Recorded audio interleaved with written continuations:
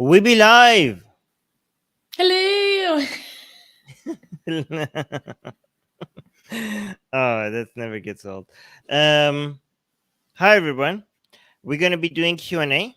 First, we're gonna go through the Patreon questions, and then after we're done with the Patreon questions, we're gonna go through the live chat questions. If you're not a patron, you could become a patron. That way, your questions are guaranteed to get answered. And also, that means that if you're not live here with us, you could still send us your questions ahead of time, and we will still answer your questions. So that's the advantages of being a patron. I just had surgery yesterday, and I'm still here. Look what I do for you guys. I just had surgery, and I'm supposed to be resting, but I'm like, I want to do the Q&A. So you guys better thank me in the live chat. But all that also means that I might have to like go like this at sometimes, like turn off the camera and be like, go Wait, it's ouchie a picture ouchie. of me. Wait, why is it a picture of you? Hold on, let me fix it. Edit avatar. There we go. I was not expecting that. Treg. There we go. There we Is that better? go. All right.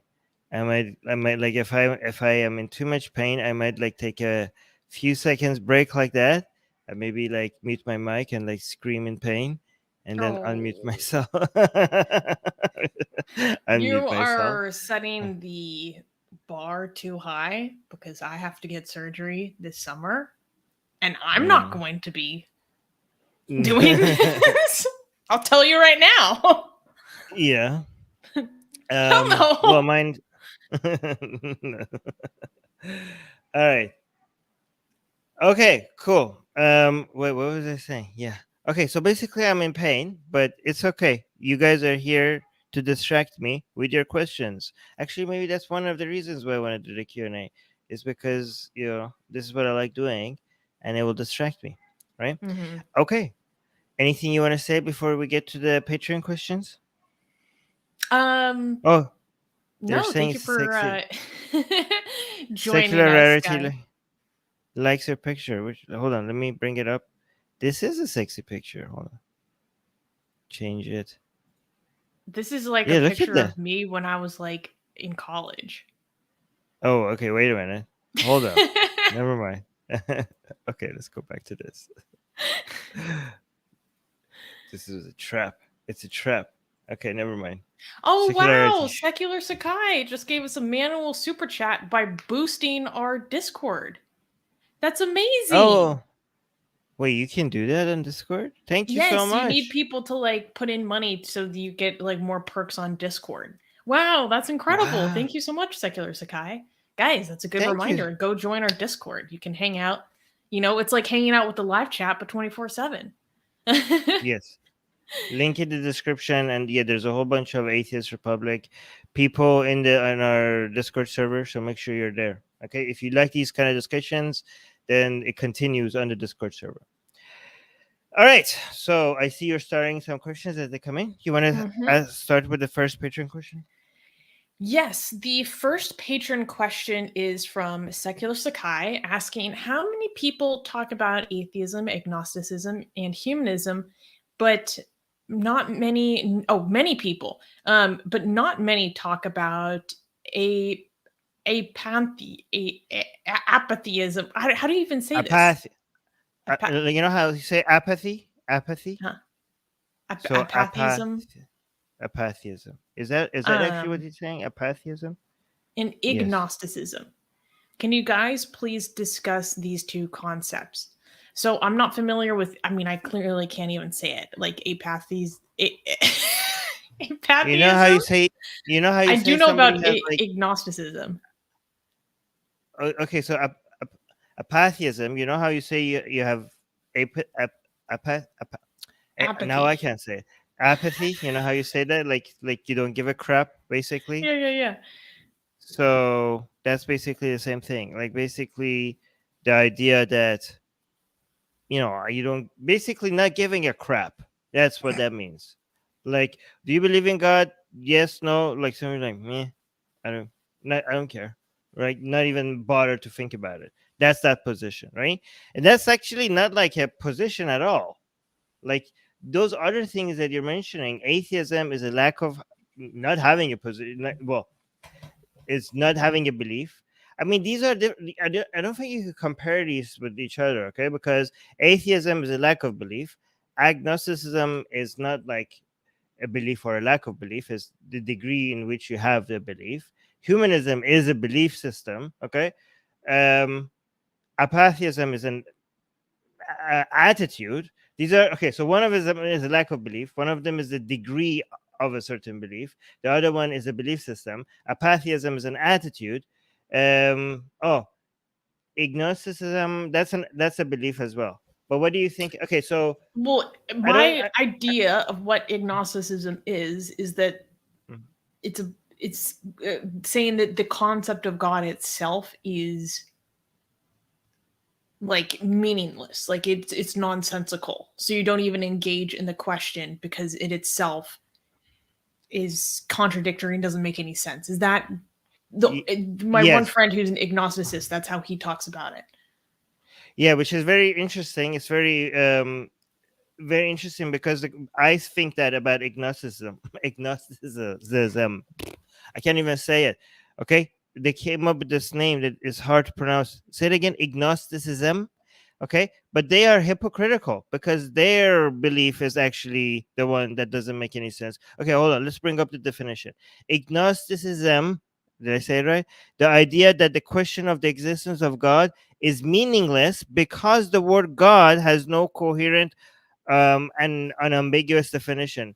Okay, Mm-hmm. bitches, you just give up, just come up with a definition and let's argue about that. Like, okay, like, yeah, different people have different definitions for what they mean about what they when they talk about God. Okay, so that doesn't mean we can't talk about the concept as long as we're clear about our definitions before we talk about it, right? So if I say, so you're like, if I say I don't believe in God, okay, you're like, well, there's no good definition for the existence of for what God even is. Like, well, here's the solution. Here's my definition of God, and based on that definition, I don't believe in it. And they could be like, well, there's other definitions. Like, well, I might believe in it if you come up with a different definition. Based on this definition, I don't believe in it. Well, the idea of not having um, a consistent and unambiguous definition, that means that we can't talk about it. So, for example, when I'm talking about God, I'm talking about a conscious, self-aware um, creator and or manager of the universe. Okay, that's my definition.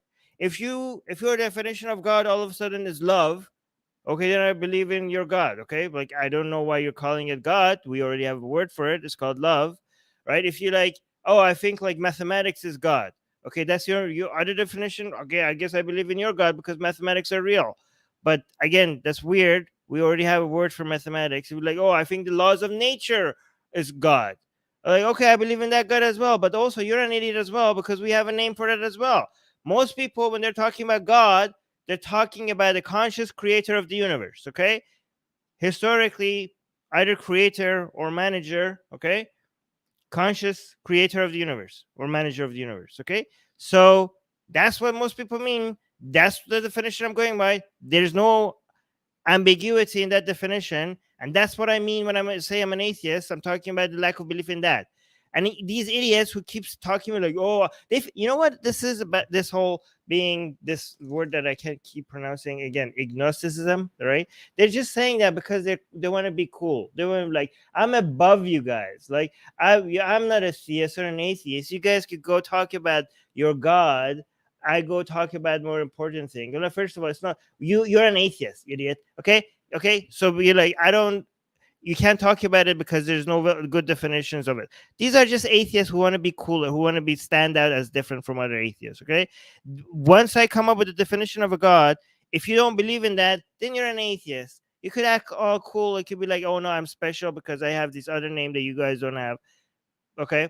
Also, most apatheists are also atheists. Okay. Because just because you haven't bothered to think about something, okay, that doesn't make you not an atheist. If you haven't bothered to think about if you believe in a God or not, that means that you don't believe in it. Do you know what I mean? So atheism is not an active rejection of God. Even if you haven't thought about something, if you don't care about it, that means that the belief part is the active part. The lack of belief doesn't require any activity. So if you're an apatheist, that means that you're not a believer. If you're not a believer in God, then you're an atheist. You're like didn't intentionally try to be an atheist or care about being an atheist, but regardless, you're an atheist. So apatheists and these other idiots, agnosticists, they're also atheists, even if they think they're too cool to call themselves atheists. Does that make sense? Mm-hmm. Okay. Oh my God. I've been trying so hard not to swear, and then less than 10 minutes into the show, you just go for it. Well, I didn't swear. I said Yes, you crap instead did. of bitches is now swear word. It always has been. Really? Yeah. Okay. Okay. What is it? What did that lady say? Oh, Bring it Tammy up. on LinkedIn is saying I'm out of this meeting as soon as he called me bitches. I didn't call you bitch. Okay, guys. It's a goddamn joke. If you can't take it, just get out. All right. It's not a meeting. Everyone is like, yeah, it's a swear word. Okay, fine. No, okay, what I say, I don't care. I don't mind swearing. Is it a YouTube sensitive word? You know what I mean? Yes. Okay, fine. I wouldn't say bitches. We're trying to get our monetization back, man. Oh, we got mail. All right, go on. Next question. Okay. Next question is from Secular Sakai saying, could you please react to the fighting games Fight of Gods available on stream, or perhaps some of the game footage sometime? It features characters like Jesus and Buddha and was banned in Malaysia and Singapore. There's also the popular MMO Smite that features playable Hindu deities alongside those other ancient mythologies. That sounds awesome. Wait, were you ever a gamer? I played Super Mario Galaxy on Wii. I wish I could. This does sound really fun. Yeah. I wonder what the art is like. I'm definitely one of those people that prefers artsy video games like over anything else. Gods. Video game. I only played video games just so I could watch the environment. The missions were the missions were like in my way just to be able to see new places. Like I used to play World of Warcraft. Oh. I used to play World of Warcraft a lot, but I wasn't like I don't know if any. Hey, is there anyone else like this? Like I know there must be, but I haven't met anybody like this. I'm like this. I used to be the main appeal of video games was always for me the environment, not the actual mission. I didn't want to fight anybody. I didn't want to go grinding. I didn't like mining. I'm like, why do I have to do this? I just want to be able to get to the level where I could go on that other place where he's like, because with my level, if I go there, I'll be murdered instantly. I couldn't go, right? So I just have to level up just to be able to visit those other areas.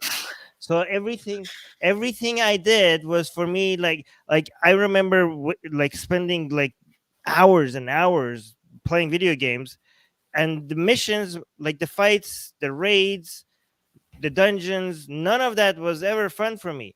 I just wanted to see these very beautifully designed environments. So why can't they like I'm like I played World of Warcraft for that, and I also played Assassin's Creed again for the same reason. No interest in any of the missions, no interest in any of the fighting. I just want to get on my horse and just be able to tour. I was a tourist in these lands. Okay, like why can't you just let me in all these places? Why do I have to do these boring missions? This is like yeah, but I wanna eventually have games where there's no game. It's not games. Okay, I wanted them to create worlds where you could just go, just chill. Why can't they make like an Assassin's Creed version of video game where you're not like assassinating anybody? I want to just be like a goddamn, shopkeeper, right? Or like I just want to have a bookstore. Okay, can I just own a bookstore in like Assassin's Creed and just go shop? Or maybe, oh, I want to be trader. I want to just go like, I just want to sell like, I don't know, cotton or something, or like silk. I want to be a silk trader in a world like an Assassin's Creed. Can I be that?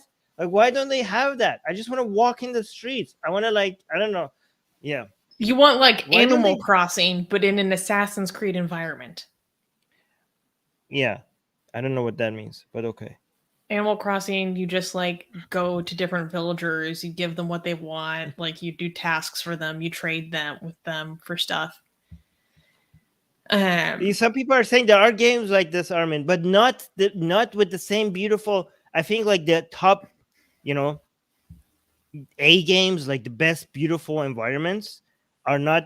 These other games are not like that. You know what I mean? You go there and it's not like Assassin's Creed environment. I was like, why can't I live here? Okay, why do I have to live in this world? I want to live in this world instead. You know, what you know? So these other games that you're saying, they have never met this new game that just came out. What is this new game that just came out that everyone's talking about? Elden Ring? It's like yeah, Elden Ring. Okay, that's supposed to be a very hard game. I don't want to play hard games. My life is already I already have a lot of challenges in real life. Okay, I'm watching this new game that came out. I'm watching these environments. I'm like, oh my god, everything in this world is so gorgeous. But I don't want to waste time going there and like fighting, doing boss battles and stuff like that. I just want to go there and just like chill. I just want to go around and see stuff. But like, you should play like, Journey. Journey is one of the most beautiful games ever created. Like I'm obsessed with Journey, and it's like a pretty easy game. Oh, somebody saying Journey is a great game. Okay, but I don't know. Beautiful. Okay. What was this game called again? That you said? Let me see. Journey. I think the design might be too simplistic for you. You like really detailed environments. Yeah, I'm telling you, every game that is not like every game that is worth going into and watching the environment is basically just like hard to play or like make you do things that you don't want to do. Oh, people are saying yes, Journey is awesome. Anyways, I'm hoping once they have the metaverse becomes a thing, I'm hoping that's the future of metaverses. You know, that you just get to go, you know, in these different worlds, and you just get to chill, or maybe do normal things. I don't want to fight. I don't want to fight anybody. You know, I just want to like get on my horse and just like, I don't know. I'm just vibing. I want to hire somebody that you know that's what I want. You know, I want to get on my horse and I like spend money, spend gold, and I have like some assassin just follow me around, just protecting me in case anyone attacks me. That's what I want. I don't want to. All right.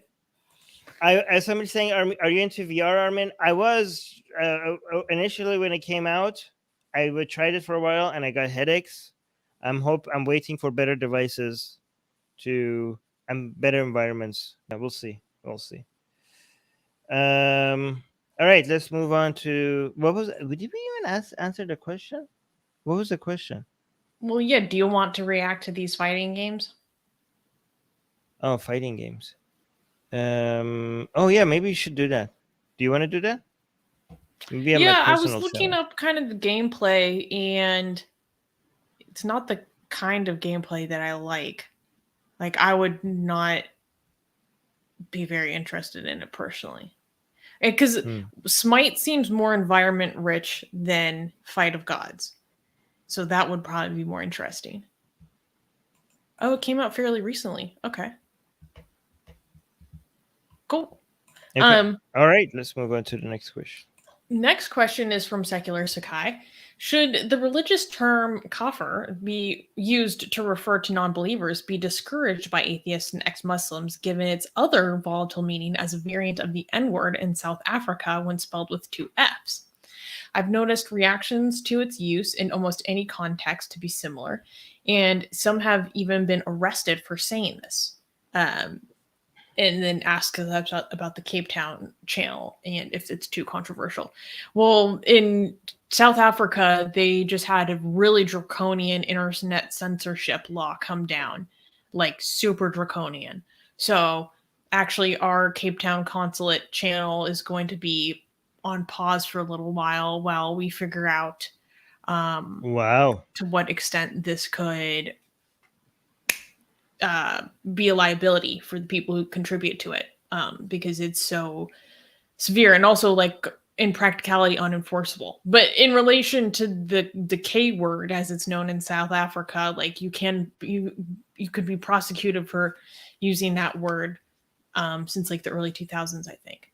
So I don't, and I actually looked up kind of the origin of how this word evolved to be what it means in South Africa nowadays, which was pretty interesting, because it was originally used against the Bantu pagans, which makes sense given, and it does come from the Arabic word, and then it was just over time associated with any Black Africans or Black South Africans in general.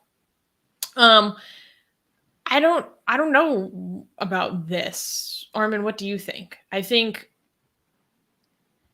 we should own the word. I think we should wear it with pride. I'm generally not in favor of tone policing and telling people, no, that's a naughty word. You didn't say that word. In general, unless something is like has a history that people just cannot, I mean, words that are already cause discomfort for trauma for people.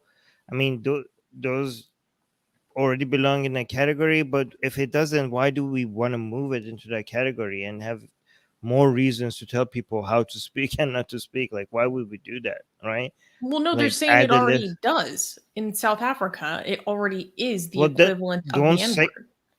Okay, then don't use it in South Africa, I guess. Why would we like expand it to why Fair would we enough. expand it why would we expand it to everywhere else when people are not like, I mean, I think like we should just, words that are being used to hurt us or like insult us, suggestion is like just use it back and wear it with pride. Like that's how what's the whole idea behind the slut walk is, right? Mm-hmm. So owning the word slut and be like, instead of wearing it as a badge rather than owning it against the people who are trying to shame you using the word, I think like that's the most effective strategy always, right? Mm-hmm. Also, yeah, I think I'm a proud cougher, so I don't mind saying it. Maybe so. Recently, Daniel Same Hakikaju with got, Mortat, by the way, in the live chat. Mortat, I'm proud Mortat. But yeah, go on. Sorry. well, this by explain something. So recently, Daniel Hakikaju got a restriction on Facebook because he was talking about the Ukraine Russia situation, and he is the spirit of his post was basically to say like, this is Kafir versus Kafir. Who cares about them? Focus on the Ummah. But he used that phrase, Kafir versus Kafir, and then he got a strike on Facebook because of this post. And he's like, look, Muslims can't even talk about Kafirs anymore. Like, this is the extent to which Islam is being restricted, like all this stuff. I was like, oh my gosh. But I also thought that was kind of strange. Like, I would never expect that using those words would elicit getting a strike on Facebook. But maybe it's because of the South African context that it got a strike. Wait, why would he get a strike for that? My It's, theory is maybe Facebook was perceiving it as using it in the South African K word context. okay, so what Maybe that's my only explanation. we have? Okay, wait a minute. We have shirts called with cougher on it. Like, do we have to be careful? Are we gonna get Facebook Do strikes if we? we refer to cough? I mean, I don't know. We should. Um, wait. So we can't say cougher on Facebook now? Wait, that would mean that you can't even mention half the Quranic verses on the Facebook, if that's the strike. Yeah, that seems excessive. Yeah, I mean, super weird. yeah, weird. Facebook is weird. By the way, Facebook is like random when it comes to their strikes. Like, if you guys try to figure out, like, oh, is this what? No, it's probably just like based on algorithm and just people reporting and just like it's so weird what you get a strike for on Facebook. So if you're trying to make sense of it and try to come up with the what the attitude of Facebook is over certain things because of the strikes, I mean, good luck with that. You're not going to figure this out, and it's not going to. None of these strikes indicates a philosophy that, I don't know. Like, people have these conspiracy theories like, oh, Facebook must be now pro this or pro that, based on, they don't understand that there's just like underpaid admin somewhere, I don't know, in Bangladesh has just got like a list of reports that is coming under screen, and they're making specific decisions to approve them or not. This is not like Mark Zuckerberg watching every single report and deciding whether or not this is in line with Facebook philosophy or not. Because I've seen so many people come up with like, oh, this must mean Facebook is for this or for that, based on which, that's not how it works. Like, yeah, so it's just so random. Yeah. Yeah, well, secular rarity in the live chat is saying none of the major platforms have any consistency. Yeah, and again, it's because they're major platform, and because the volume of the reports are just so high, it's impossible for any they wouldn't have enough staff to basically go through it all, so they would require to rely on algorithms a lot and underpaid staff, I guess. And the algorithms are never going to be consistent because they're not human. Like, they don't understand, so it's going to be always very difficult. Yeah. Also, I don't know like how we're supposed to promote like restricting this term. Like, this is very like a myopic view of looking at things. What are people who literally speak the Arabic language like supposed to switch to? Yeah, I don't know. Like, or now we're gonna police Arabic speaking atheists about what they're allowed to say. Like, no. Wait, are we defending Daniel right now? Are we're defending I was Daniel? just going back to the point of this question. No, we are actually, like, I mean, in this case, I think that strike was nonsense. Yeah, or maybe he got a strike because the actual just idea behind the post was really lame. Like, who cares about these coffers? Like, they're just killing each other. All I care about is like, it's like, oh, dude, come on. Like, I don't think that's a strike. I don't think that's against community standards. I mean, that's cringe, obviously, but yeah. I mean, we're not a protected class. We should be. Coffers should be a protected class. But I don't think Facebook is like, okay, this would be beyond our expectations of Facebook. If what actually happened was somebody looked into this and like, oh, this guy is discriminating against atheists. This is like, no, it's just non-Muslims. Oh yeah, I mean, against non-Muslims. I don't think that level of attention to detail is expected from an admin. So I don't think that was the reason. I mean, if it is, that would be very impressive, but I don't think that was the reason. Anyways. So Oxymoron had a bunch of questions today that, once again, Oxymoron, I'm begging you to just ask us questions and not lectures. Okay. Just ask only the one at the top. I mean, actually, I'm gonna thank Oxymoron, because this time, instead of like posting them all the comments, making the comment section unreadable, he replied to his own comment, so it was easier. So it was just looked like one comment. So it was, because last time he posted so many comments that it was like it was other people didn't know what to do anymore, right? So at least this time it was more manageable, so that's good. But we could just only focus because on the top, on only the first question. Yeah. So this was the one that was most like, just here's an actual question. Okay. NATO and Russia had an informal mutual understanding from NATO's perspective / verbal agreement from Russia's perspective to not expand NATO eastwards. Would it be wrong to parallel Putin's feeling towards NATO with Iranians' feelings when Khomeini merged priesthood and governance? Okay, that went into a direction that I did not expect. You should have seen my face when I read this question. I literally took a picture of it because I was like, wait, how did that? Hey, what? Okay, let's just take this piece by piece. Okay, first of all, the informal. Wait, you took a picture of yourself confused? Yes, because like the You took it. You took it. You took a picture of yourself being confused. Okay.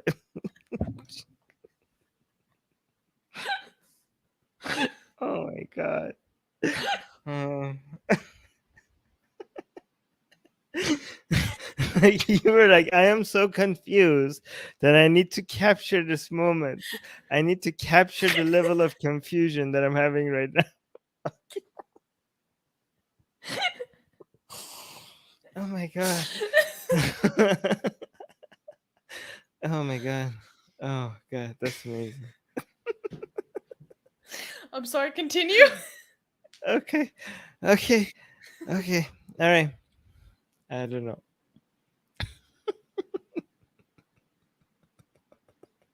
All right. So I lost my train of thought. Okay. So the first part, this is, I don't know if you think like the Putin has been like Russia has been betrayed because of this.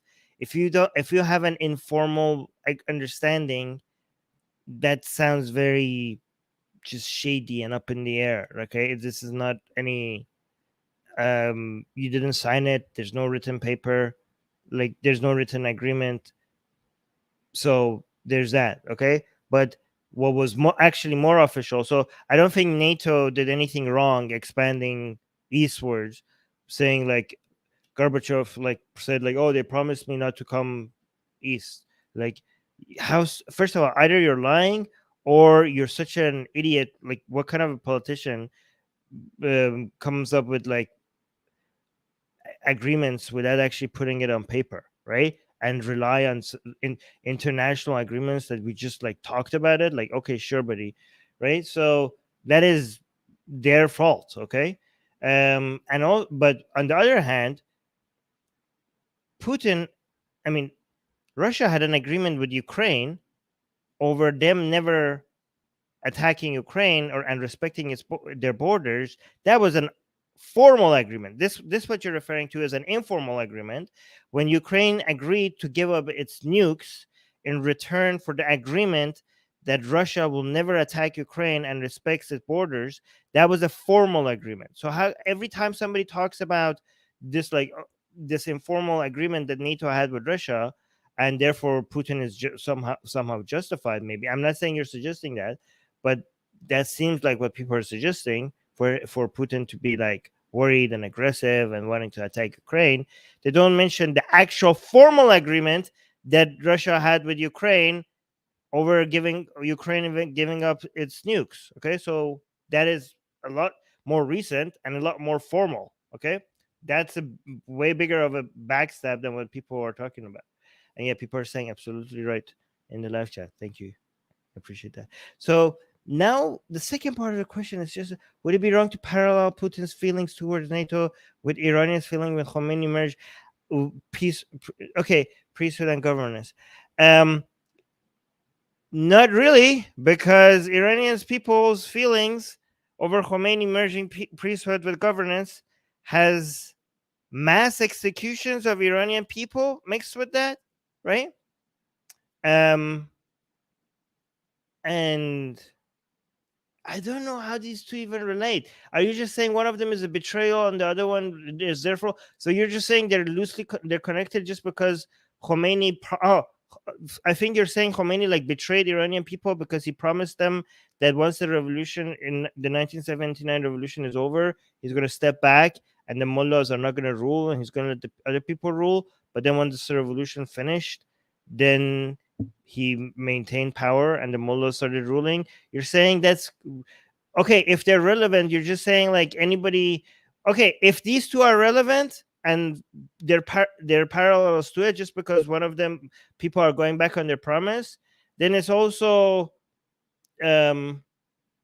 parallel to when I told my mom that I'm not going to eat chocolate, even though I had braces on, and I ate chocolate with my braces on, even though I was not supposed to eat chocolate with braces on. Okay. How dare you? So that, yeah, that was also an informal agreement between me and my mother. And I did not, you know, I betrayed her trust.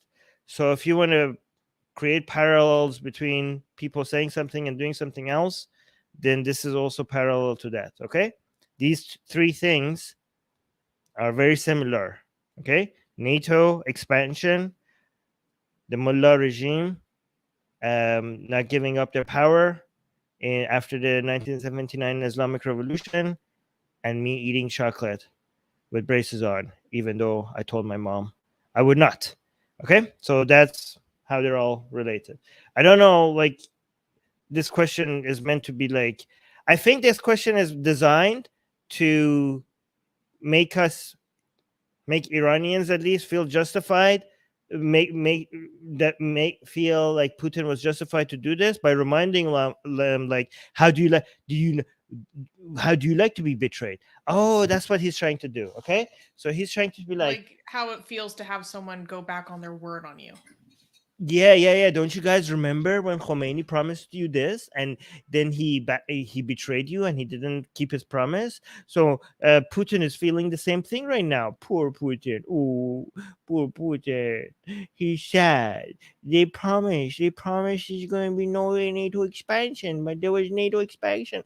So it wasn't his fault that he had to kill Ukrainian people. He was promised that there will be no NATO expansion. Oh, poor baby. Feel sad for Putin. I think that's the feeling that we were supposed to feel with this question. These other questions are from Oxymoron are generally defending. No, let's move on to Russia. Putin. Okay, so I was right. Or that's not an entirely fair way to put it. More like, taking this whole NATO aggression excuse stance. Yeah. So screw that. Humiliate Putin. Make sure he suffers. Make sure that everything, like, he is committing genocide right now. He's a war criminal. And I hope he's humiliated. I know, based on a documentary that me and Susanna just watched recently, I know that he cares very much about his image. That he's a guy that actually paid for, when he was like early on his career, he tried to make a documentary about himself, right? So I don't care how rich he is.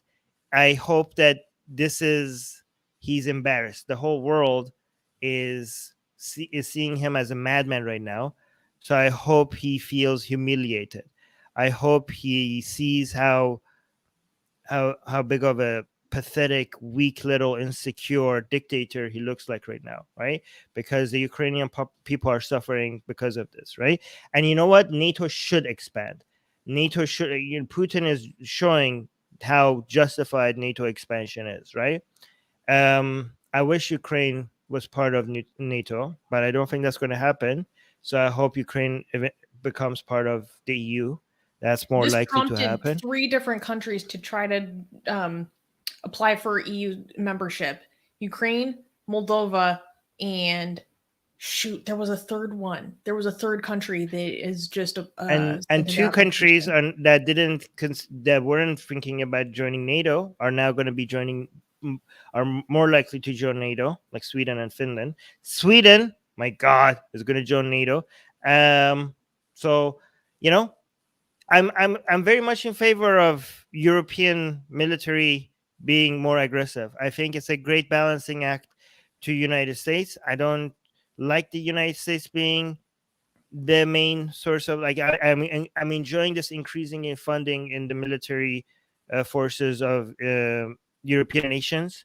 So thank you, Putin, for encouraging that. I'm also glad that there's going to be a lot more focus on green energy, renewable energy, because of Putin. So thank you, Putin, for encouraging that. But still, screw you for your current genocide right now in Ukraine.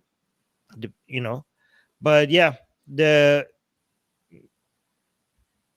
NATO was completely justified to expand.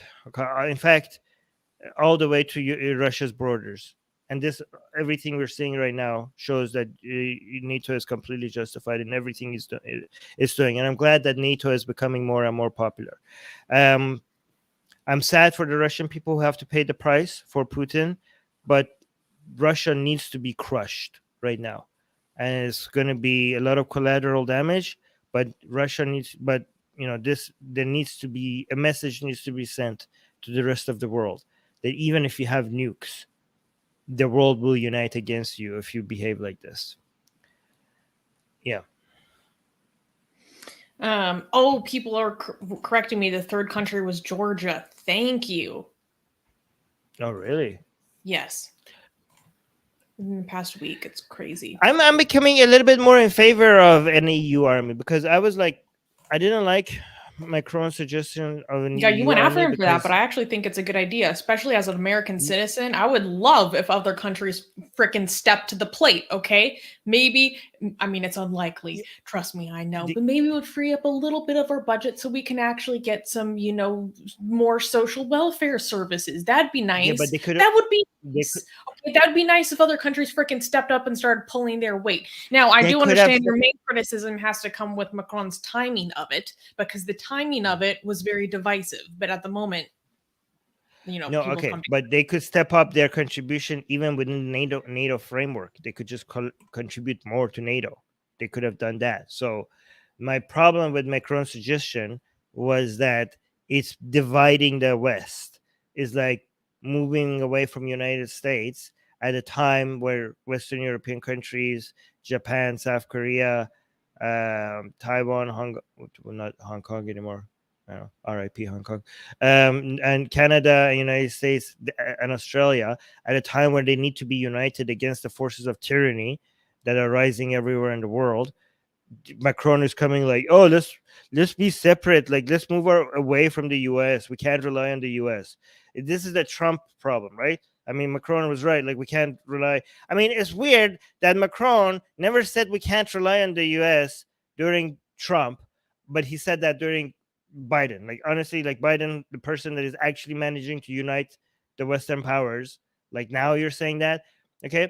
So I was against this division that was being created because of Macron, but now maybe I'm in favor of a European Union army, because these countries that have like kind of that can't join NATO, now if they join the EU, they will get some protection from the EU army, right? So if Ukraine and Georgia, for example, that will never join NATO because that's like a red line for just like Russia, if they join the EU and EU has its own army, they would be under the protection of the EU army. So that's a good thing.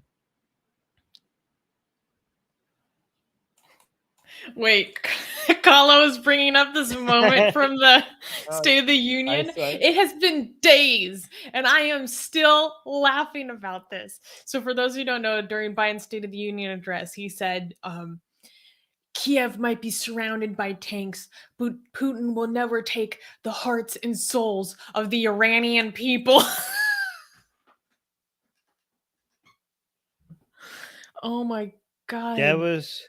It's been making me laugh literally for days. That went viral on the Iranian social media for a while. People are like, "Wait, what? How did Iran come into the Ukrainian situation?" He's old. I mean, what? Yeah. You talking about me? Yeah. Okay. Yeah, oxymoron, I agree, but mistakes happen, and Biden is kind of old. Yeah, I don't make fun of Biden for this. Like, the man is like really old. Like, what do you expect, right? Like, everybody who's laughing at him because of this, like, I honestly feel bad for him, because he shouldn't be doing this right now. He should be at home just resting. Yeah, he should be chilling out. Yeah, he should be chilling out. But like, I don't think most of us. Actually, I take that back. I was gonna say most of us wouldn't be able to like do what he's doing at his age, but I bet you technology is taking us to a place where we would be the same. We would be pretty fine by that age. Wait, anyways. Secular Rarity saying, I mean, technically he isn't wrong. Yeah, what did he say? Okay, well, even though the tanks are surrounding Kiev, Putin will never have the hearts and souls of the Iranian people. It's like saying, well, he's not wrong. It's not true. It's true. It's true. You know what? I didn't think about it like that. Yeah. No, It but the wasn't problem again. is that no. The problem is that the way he says it, it makes it seem like he always wanted to. Like Putin is like, I'm doing this. I'm doing this for you, Iranian people. I'm attacking Ukraine for the sake to steal the hearts and minds of Iranian people. Iranian people, why don't you love me? I'm doing this for you. I'm trying to get your attention. The funniest thing in the clip that I posted to my Instagram stories, the clip is cut right when one person claps. So like the one clap in the clip, it just makes it so much funnier. Like one clap and then silence. What? Oh my god. Okay. Anyways. Okay, so wait, I gotta highlight this. Guys, why do people think that their country's policies are the same as what the people want? Carlo is like, but isn't Iran buddies with Russia? It's the government, the Islamic Republic of Iran is buddies with Russia. And that's why many Iranian people are not hate Putin, because their government is close to Russia, to Russian government. So again, guys, like, it's so weird that people are like, oh, but Russia and Iran are close. You mean Putin and the Islamic Republic? The Iranian people, actually, one problem we have in Iran is that a lot of Iranian, like, I have to, one thing we're trying to do on the Persian channel is to tell people not to be anti-Chinese people, anti-Russian people, just to be anti-CCP and anti-Putin. Because the closer that the Islamic Republic of Iran gets to the governments of Russia and China, the more Iranians will be against them, right? So you have to, yeah. But no, it doesn't work like that, Carlo. It's the opposite of what you're saying. The way you think, like, people and people are separate from the governments. Don't treat governments and people as if they're the same thing. Yeah, go on. Next question is from Gasian American asking, what are your thoughts on the tragedy of the commons? You just fix it with regulations. I mean, it's kind of like asking, like, what are your thoughts on prisoner's dilemma? I mean, that technically they're the same thing. The prisoner's dilemma and the tragedy of commons are the same thing, almost the same thing. The tragedy of commons is just like the prisoner's dilemma applied to, a bigger environment. Do you want to explain what the prisoner's dilemma, the tragedy of commons is like when people just like, they act within their self-interest when they're taking advantage of an environment or resources, instead of like playing the longer game and making sure they're just take it only enough. So think of it like panic buying, like when we had the toilet paper shortage. Oh yeah, there you go. If everybody just took their share, only their share, we wouldn't deplete the resources would be so fine. Fast. But then you assume other people are going to be selfish, so you're going to act as selfish as possible, just because you're going to assume other people are also going to act as selfish as possible, and therefore everybody will suffer, right?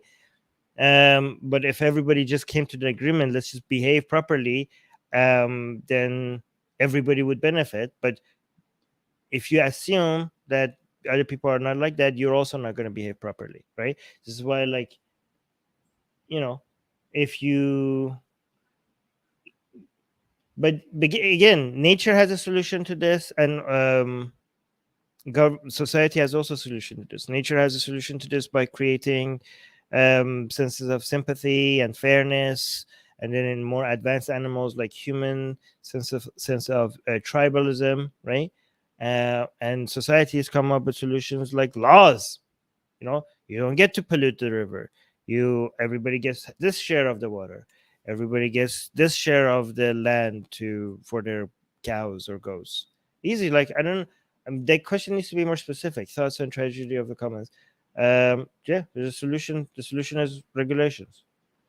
Yeah. I think people are always going to act selfishly, so we need oversight. Or always be inclined towards acting selfishly, and then some people technically nature came up with a solution for that, for tribes. Like we created the sense of tribe. Like, nature came up with the, like, hey, here's Here's some tribalism. Now you act within the interest of everybody within your tribe instead of just the individual. Like, oh, thanks, nature. So, but the problem with that is that was supposed to be, tribes are like maximum 150 people. So that sense of tribalism doesn't work for like nation states and the global community. So that's the tragedy of the commons. Like these appeals to these natural feelings that we have is not going to cut it. That's why societies come up with another solution on top of nature's solution, which are called laws that we abide by and everybody benefits. Okay. Next question from Gasian American. Thoughts on gerrymandering, first past the post voting versus proportional representation, ranked choice voting? Should we have a chamber in the legislature of one of each? Also, thoughts on random citizens being elected to serve in a House committee to propose bills in the manner of Athens, but less sexist and racist. Wait, I thought I'm not going to have any opinion on on all of this, but I do have actually some opinion on some of them. Gerrymandering, like, I don't know much about gerrymandering and how that works, but the rest of them I know a little bit about, and I have some opinions about. I know it's not First very past the vote. fashionable, but I know like basically nothing about domestic politics. Hold So on. I'm not even going to pretend. I think.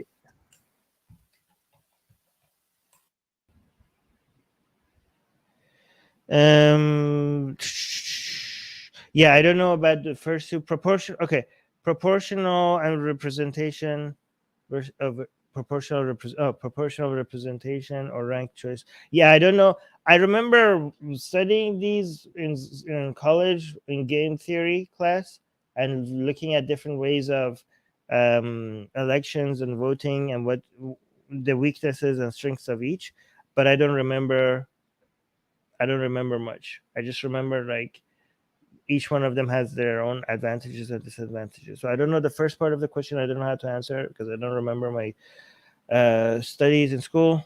This was part of game theory. I remember that we studied this. Should we have a chamber in legislative? I don't know.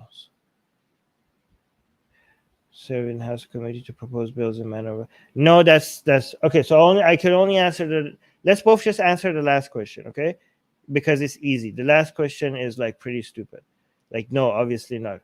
Having a random citizen being selected to serve in the House of committee to propose bills. Have you met the average citizens? Have you met a random citizen? I'm so scared of that prospect. Frankly. No, that's obviously not the right way to do it. I mean, thank you, Athens, for introducing democracy to us, even though it was very sexist and racist. But also, even without the sexism and racism, it's still very immature compared to the methods that we have right now, right? I mean, I don't want to dismiss Athens giving us the concept of democracy, okay? But obviously, it's extremely flawed to a lot of. It's interesting because the first part of your question is like listing a whole bunch of different techniques that are a lot better. I know, like, I forgot the strengths and weaknesses of each. I just know they were a lot more advanced than the second part of your question, which is randomly picking a citizen to be a representative. Like, obviously, that's the most inferior method. Like, again, meet the random citizen and tell me what do you think. By the way, maybe this is why Plato came up with the idea of philosopher kings, because Plato was like, this is insane. Like, oh my God, right? Plato, by the way, people like Plato, they were like extremely anti-democratic. Like, imagine in Athens, which is like extremely democratic, too democratic, so much so that every average citizen could be all of a sudden be a member of the House committee. Okay, and in that world, produced people like Plato, who produced ideas that philosophers need to rule everything and everybody should just accept it. The idea of philosopher king, and the most anti-democratic models, the idea of like eliminating humans who do not have superior genes came from Plato. Okay, and that was born in an environment that was so extremely democratic. It's weird because you would think, like, some people think like, oh, Athens is like this place where all these philosophers were. Of course, they have this great democracy because all these great thinkers lived there. But apparently, the great thinkers didn't like the democracy that was in Athens. The greatest thinkers were like, "This is why. Oh, look at this democracy that we have. This is why we need. This is why we need philosophers need to be the kings. Okay, because look at these people trying." Go, yeah. I remember reading Plato's Republic in high school and being like, "This sounds very like fascist." Like, his whole construction of the state will like figure out who you're supposed to have babies with, and then you won't raise the children. Like, the state will raise the children so that they have more fealty to the state than to their family. And I was like, this sounds like too much government to me. Well, no, Plato's understanding of what the government should be was the most extreme form of fascism. Kala is saying, but Athenian democracies lost badly to Spartan fascism. Yeah, this is also a reason why these philosophers thought, like, yeah, we suck, right? Like they were like, we can't. This like they gave up. A lot of them thought that Athens was weak. I mean, even they saw the strength of Athens not in its democracy, but in its philosophers. They're like, the reason why we were weak was not because because we're obviously amazing. It's because we have democracy. Like, we have like idiots making decisions for us. But yeah, they thought, like, if they were in charge, they would be, the Spartans and Athenians will have like different powers, like equal powers. Like, one of them would be like the muscle and the other one would be like the brain, and together they would be like, if they were together against like the Persians, they would be an amazing powerful force, right?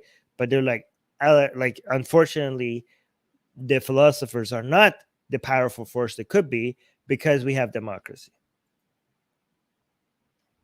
That's what they thought. That's not like creepy at all. Another question from but also they also claim that, like, we don't want to be the kings, obviously. Okay, like, they're like, this is why we should be kings, because we don't want it, but for the greater good, the philosophers should be the kings, because the people who don't want to be kings, those are the people who should be kings. I do remember that. Yeah. Asian Americans are also asking, should the UN apportion seats by population? If so, should seats be reserved for the indigenous communities that have no recognized nation? I have no idea how to pronounce this. The Haudenosaunee Confederacy, the Ainu, Amazing, Amazonian tribes, Maori, etc. I personally don't think this should be done by population. So UN seats by population. So basically, China and India will rule the world. China, India, and soon Nigeria will basically rule the world. China, India, Nigeria, and United States. If that's how it works. Obviously, I don't know if that's a very. I mean, okay, we're just talking hypothetical, because obviously this is never going to happen. Like, we're just saying, would it have been a better world, right? I could see how somebody would think that would be a better world, because why are countries like, I don't know, UAE have the same level of say to where the globe is going as the country like India, right? Why would India get the same amount of voting power with all these people and then it's similar to the UAE? So, like, it doesn't make any sense. Like, we're trying to make the planet a better place for everybody, so we have to care about the country, like the countries that, if we're talking about the vote of the people, then the countries who have more people should be able to have more say. That would be true if the United Nations was supposed to be like a democracy, like the reason why that doesn't apply here is because United Nations is not like the world government. Okay, United Nations is not the world government, and it's not supposed to be a government that is elected by the people of the world. That's why that solution doesn't make any sense. The United Nations is like, listen, pay attention to the name, United Nations. It's supposed to be an institution that makes nations come and sit at the same table and negotiate with each other instead of going to war with each other, right?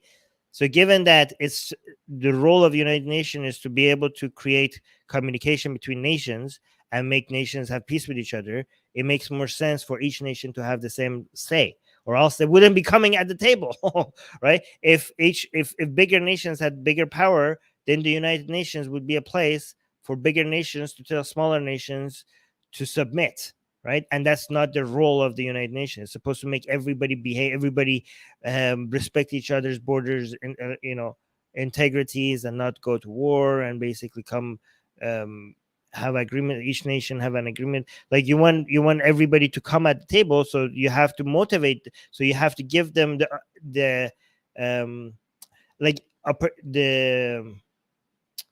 the reward for coming at a table, like, you know what I mean, the incentive to come at the table.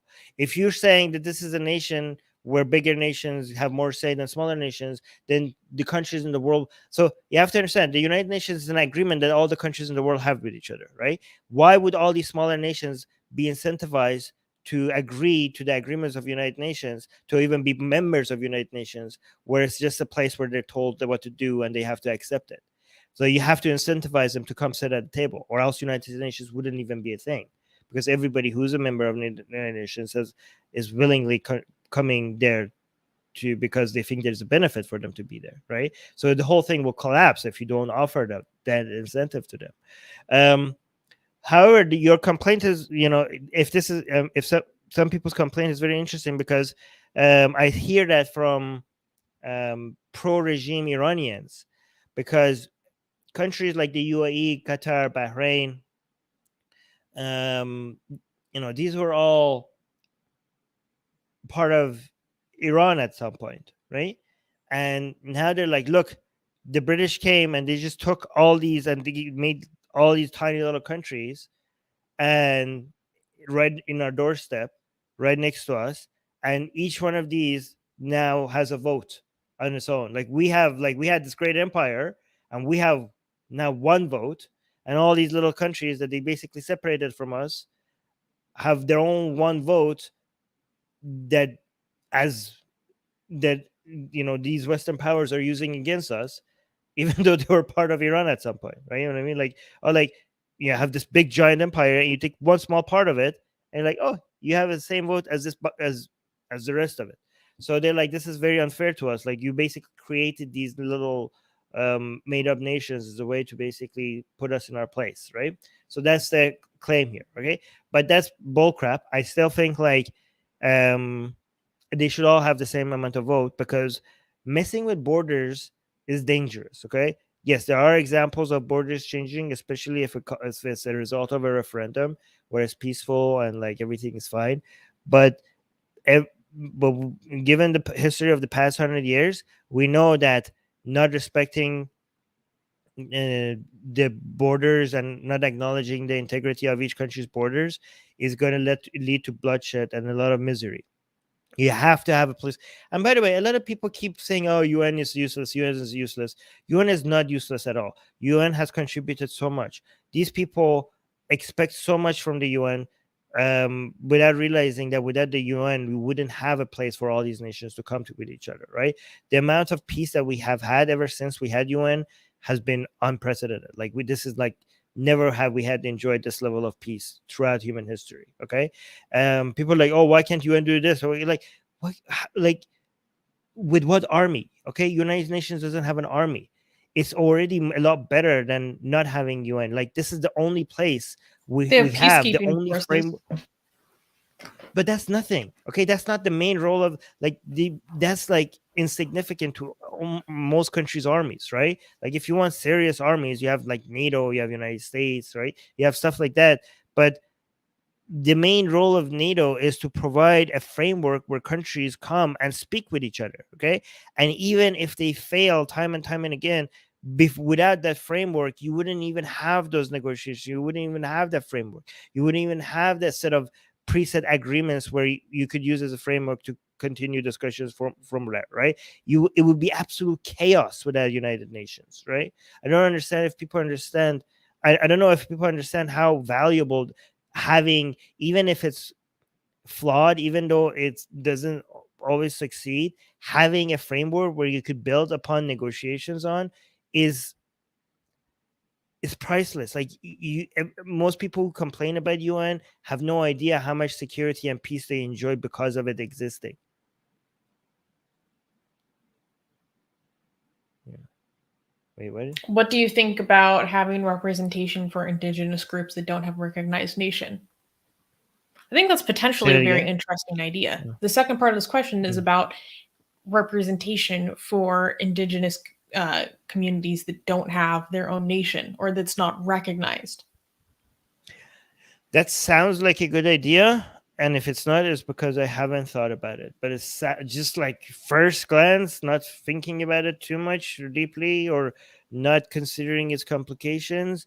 It just sounds like a good idea, but again, I haven't thought about it deeply. Or this is something that I also think that I'm very interested by. My main hesitation is the legitimacy of these positions depends upon ethnicity. And that can create a lot of problems over times, because in the areas where I grew up, this is partially because of how Indian nations have been devised in America over the years, which has obviously been a mess and not very good. But it has reduced people to being kicked out of tribes because of arguments reduced to arguing over who is or is not native, arguments over blood quantum, basically, which becomes very racist, and that's not something I support. So that'd be my main hesitation is, that kind of maintaining that kind of seat over time on the basis of ethnicity. Okay, beep boop. I would like to say certain things right now to you that I can't because YouTube's community guidelines, okay? But your comment is... Wait, do we lose Susanna? Is Susanna frozen or is it just me? Okay, I think Susanna is frozen. Okay. Beep boop is saying you are wrong. You are wrong. Even in the presence... Susanna, you're back. Are you back? Hey, you're back. You're muted. Hey. Okay. I was just checking this comment because I'm gonna lose. I'm gonna lose my mind. Beep Poop is saying you are wrong. Even in the presence of the United Nations, there have been wars. The reason being of the reason that there's been limited large scale conflict is because of modern day weapons. Okay, Beep Poop. I want you to think a little bit. Okay, just try to be a little smarter. Okay, just try. Okay, did I say after all these time listening to me, do you think I'm aware of the fact that we have wars? Have I not talked about wars with you here in the live stream for the past? How long have you been here? Did I claim that because of UN presence there has been 0 wars? Who are you talking to? I have discussed wars with you while you're here. Are you I just want to understand, are you insane? Did you hear me say because of the United Nations wars have been eliminated? Are you here? I really want to understand how people what are people responding to sometimes. Anyways, let's move on. Last patron question is from Music Guy, saying thoughts on Ayatollah Khamenei's recent televised speech calling the US a mafia regime and blaming the US for the Ukrainian invasion/war. Okay. You know one thing? Is Qasim here? I think he went to sleep. Oh, Puya. Is Puya here? Because I don't know if they would listen to that speech, okay? Because correct me if I'm wrong. This speech by Khamenei. For people who don't know, Khamenei is the supreme leader. of the the Supreme Sandwich of the Islamic Republic of Iran. And in this speech, how many times do you think he mentioned Russia? I don't know, maybe zero. I bet he didn't mention it at all. Yeah. Not even once. Okay. Which people are like, how scared are you of Russia? Like, if you wanted to see, because we have so many accusations of the Islamic Republic of Iran being a puppet of Putin ever since the the former foreign minister's audio was leaked, Javad Zarif, saying that Qasem Soleimani basically took direct orders from Putin himself. Yeah, Puya is confirming it was zero. Okay, and people are like, you're basically, the Islamic Republic of Iran is basically a Russian proxy, right? And people are like, is this an exaggeration? So the fact that Ayatollah Khamenei didn't even mention Russia, because Russia is so obviously the aggressor here. So not condemning Russia would be looked really bad for Khamenei. So instead of, not so saying Russia had the right to attack Ukraine would have been looked really bad, right? So because so many people in Iran right now are sympathizing with Ukrainians, right? So you can't endorse Putin, but you also don't want to condemn him because he's your master. This is what people are saying right now on Iranian social media. I don't know how true this is, but like, because you can't endorse him, endorse his attack, but you also don't want to condemn him, you just don't mention him like a coward, right? And people are seeing this as a sign that basically the Islamic Republic of Iran is a proxy of Putin. I don't know how accurate that conclusion is. I'm just giving you what people are saying right now. Well, I know a lot of the anti-Russian and anti-Chinese sentiment that comes out of Iran is because Iranians feel like their country is being sold out from underneath them to China and Russia. Yes.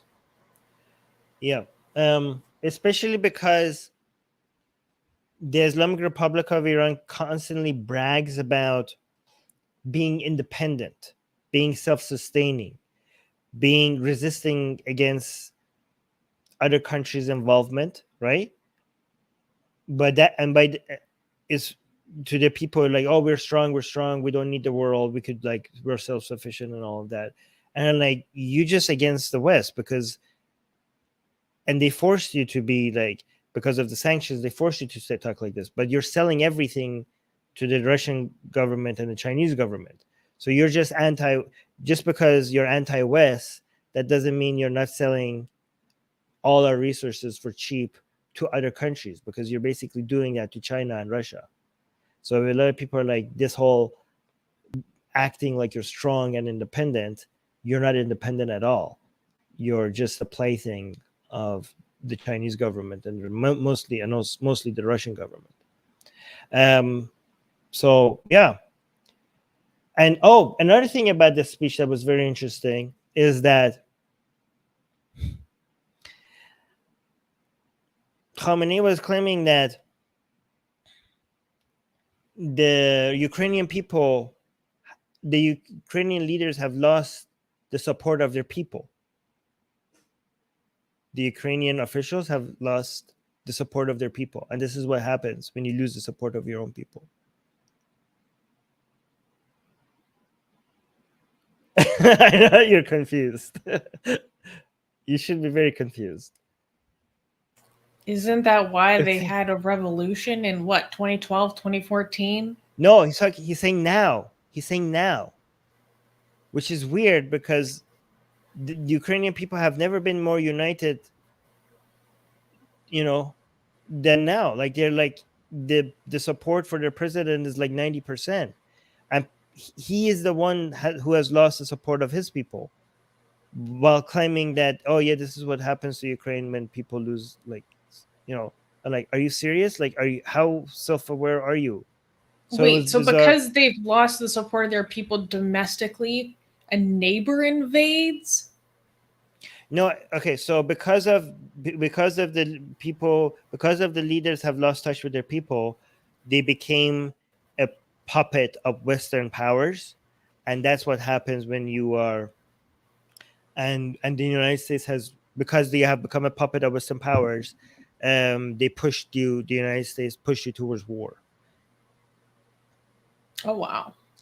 It's like it's just the opposite of what's basically 180 degrees of, like, and people are like listening to this, like, how out are you, like, do you believe the things you're saying? Like, he just looks so out of touch with reality. Like, he's basically describing the situation,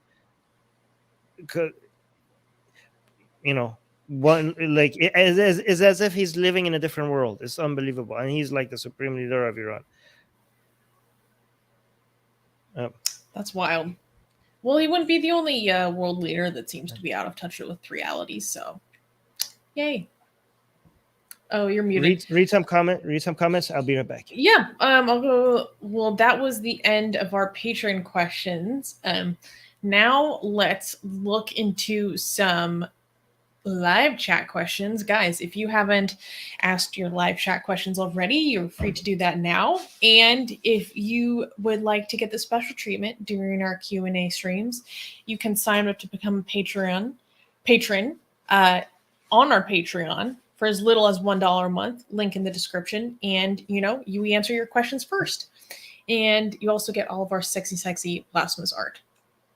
So, let's go to the first live chat question is from Nihilist Antinatalist asking, do you believe in zodiac signs? The answer would be, for me, I embarrassingly used to be very into astrology to an embarrassing extent, and now I think it's complete nonsense. I do believe in zodiac signs. I believe they exist. I don't think they mean anything, but you're so pedantic. No, he didn't say. Look at the question. It's saying, "Do you believe in zodiac signs?" He didn't say, "Do you think zodiac signs represents, I don't know, your future, your personality?" That's not what he asked. He said, "Do you believe in them?" So yes, I do believe that they exist. That's all I believe. That's all I believe about them. Yeah, but they're obviously. Sometimes I still ask people about their zodiac signs just because I find it amusing. I had a friend who once said that they think of it as an ancient attempt at a personality chart, and I think that's like the best way to think about it. It's just like amusing. It's fun. Don't take it seriously. Wait, why people are shocked? Okay, guys, I didn't say. I think people didn't get my joke. I was just reading the question. Guys, I don't believe zodiac signs represent anything. I just believe he was being pedantic. I was just being pedantic. I believe the signs exist. The signs obviously do exist, right? I just don't think they mean anything. Oh my god. You're like, I've done it now. So Rudresh, as always, comes in first. Oh no, thinks like Rudesh is saying people attributing personality to zodiac are called bullshit. Yeah, obviously that's what I'm saying. Oh my god, because like Rudesh is saying, Armin shocked me. Okay, you just didn't understand what I was saying. Okay, no. Or maybe it wasn't a good joke. I was initial. Yeah. Okay, I will stop making jokes. So, first question from Udresh asking, does Iran have more reason to make nukes, seeing Ukraine being invaded after giving up its nukes? Yes, actually, the entire world is now. This is such a bad message to the world. This is one of the many reasons the war between Russia and Ukraine is much more than Ukraine and Russia. Okay, so it's like, obviously the main thing is the fact that getting away with messing with a country's the integrity of the borders of a country is already setting a precedent that is going to have huge consequences, like if normalizing that, right? This is why it's very important to punish Putin as much as possible, to just make sure that we set the precedent that if this happens, any country that does this, this is the reaction that you're going to get. But also, one other thing is basically this whole nuke thing. Like, we're sending the message to the world: don't give up your nukes. And also, if you have nukes, nobody can mess with you. Like, we were like, the goal was to make the international order so strong that we don't have to rely on forces, and you could rely on the world getting together and defend the country when their borders are being disrespected like this, right? When the country is being challenged like this. That's what's supposed to, what we're trying to create, right? And Ukraine could be used as a bad example for why that's not working, right? That's, I hope that we could undo that. I hope, because people are like, look, this is what happens when you give up. Look what happened in Libya, right? This is what happens when you give up your weapons. What happened in Libya? Now look at Ukraine. This is what happens when you give up your nukes. Not only any country that has nukes should ever give them up. Countries that don't, we were like, okay, we should make sure that we have our own, right? This is such a bad message to the whole world. And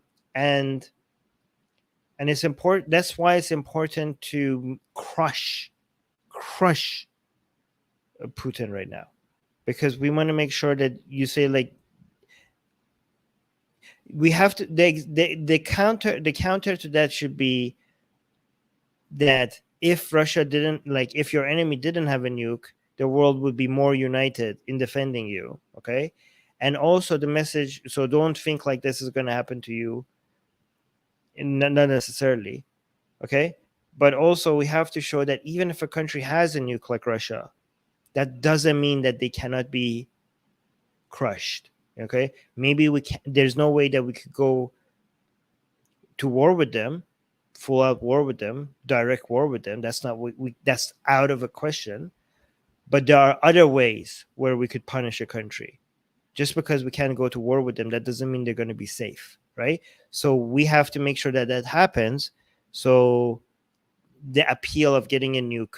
So actually, yeah, this is how we could fix this, right? If we manage to, if the world manages to crush Russia as much as possible, okay? Unfortunately, Russian people will have to pay the price for this. This is very unfortunate, but it's a price the world has to pay.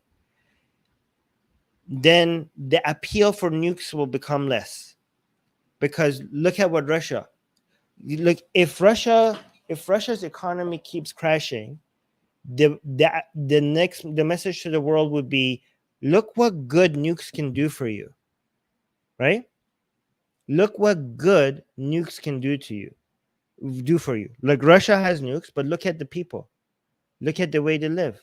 Look at their economy. Look at their standing in the world. Nukes are not going to save you. So as damaging the message was for Ukraine to give up its nuke, and people are like, oh, look at Ukraine, look at the Ukrainian people, they give up their nukes, and look how they suffered. We have to also have something to point to and, like, say, well, look at Russia. They have nukes, and look at what happened to them. This is what happens to bullies. So we need to make an example of Russia. Do you agree? I think Susanna froze.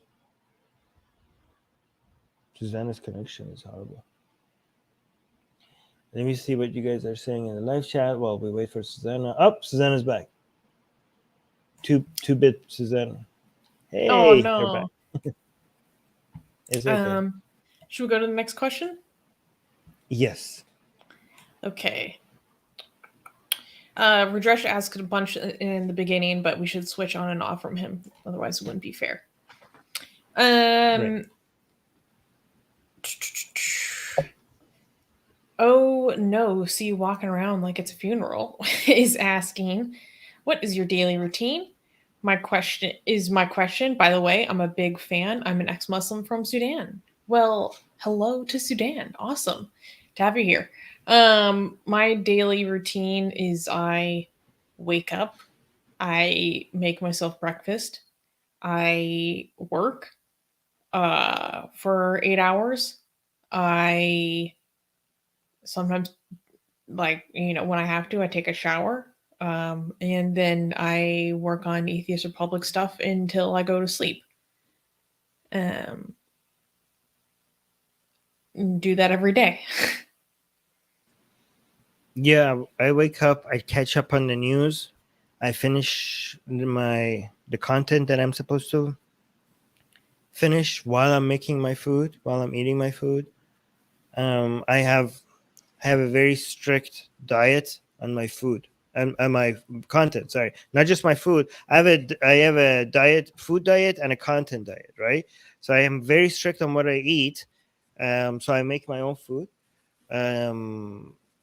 Well, I mean, other people make it. I just add the finishing touches.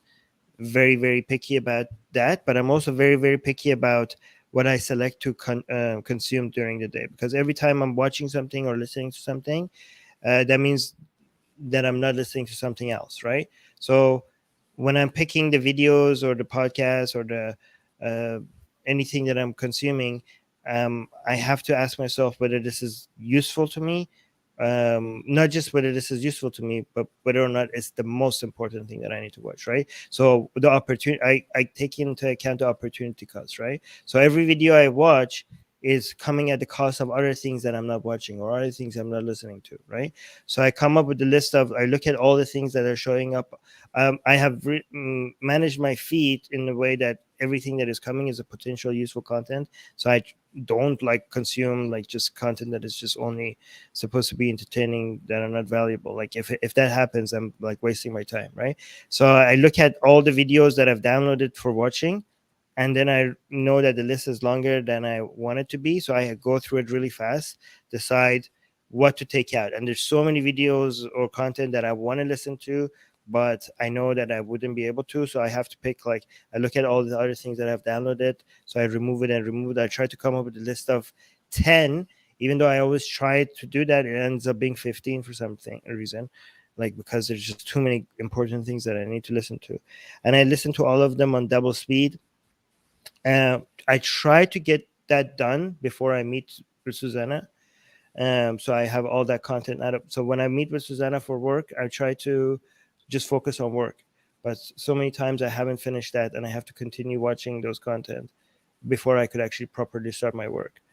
And then while Susanna is like doing Atheist Republic stuff, I'm also working on other things. I like working with Susanna; it just makes me a lot more productive when I'm working with her. Same. A lot more productive. Uh, and then we do, and then she goes to sleep, and then I continue. When she goes to sleep, I continue working a little bit, and then I go do my exercise. Um, yeah, I have my own gym at my place, and while I'm doing my exercise, I try to listen to any content that I have missed or I'm behind on, and that's my day. And then I go to sleep. Blank Name is asking me, Susie, do you read fantasy novels? Are you open to reading some? I have to give you some recommendations if you need it. Well, thank you. I literally don't have time. I wish I had time for personal enjoyment or entertainment. I don't really. Um, and I especially don't have time because after, like, when I'm not working, I'm trying to teach myself a new skill so I can switch careers. So I have like 3 jobs right now. um, so I'm just stretched too thin. Um, but yes, I'm not really a big not fiction person. I'm more interested in. Well, I wish I could finish this Robert J. Lifton book I've been trying to finish for like 2 years. I just literally don't have time. Um, Susie reads the Quran only. True. um, and when I do have free time, I turn my brain off. I just turn my brain off and just consume meaningless garbage. So next question is from Rudresh asking, is what aboutism an old Russian playbook? Why does it seem that Russian culture has a dark perspective of the world? Okay, well, these seem to be like two entirely different questions. Yeah. Now, I'm not someone who is knowledgeable on Russian history in any sense. But what I do know makes me believe that the Russians, basically throughout human history, have had a really tough go of it. Like, it's been pretty grim for a very long time. Um, in fact, I learned about the siege of Leningrad for the first time literally yesterday. Holy crap. That alone, like the suffering of the siege of Leningrad is beyond my understanding. It's actually incomprehensible how horrific that was. And the fact that people survived that is crazy to me. Um so yes, it's just been rough. It's been rough out there. Armin, what do you think? I mean, I don't know much about. I just want to make sure that we don't do any form of generalization about. I mean, you said Russian culture, the first part. I don't know what the whataboutism has to do with the dark perspective they have of the I think world. It's like, that's more about the excuses being made about the current invasion. They're like, well, what about NATO?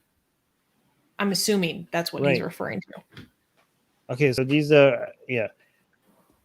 But yeah, I know like Russian stories and books have very are very dark, but they dark in a beautiful way. Like, I'm not complaining. Like, they have, like, it probably does reflect a very troubled history. Um, yeah, like Susanna said, but I wouldn't know much about it. I'm no expert in Russian Yeah, me culture. neither. Yeah. Um, we don't learn much about Russian history like when you're in, at least in my schooling. But like what we did learn about was pretty grim. Um, so next question is oh, Jack Knife is asking thoughts on Muhammad Hijab and Iron Hershey Ali's chat with Michaela Peterson. Will you guys review it? Have you watched this yet? I haven't watched it. I watched only bits and pieces, especially Muhammad Hijab's like takes on it. Um, is it worth watching?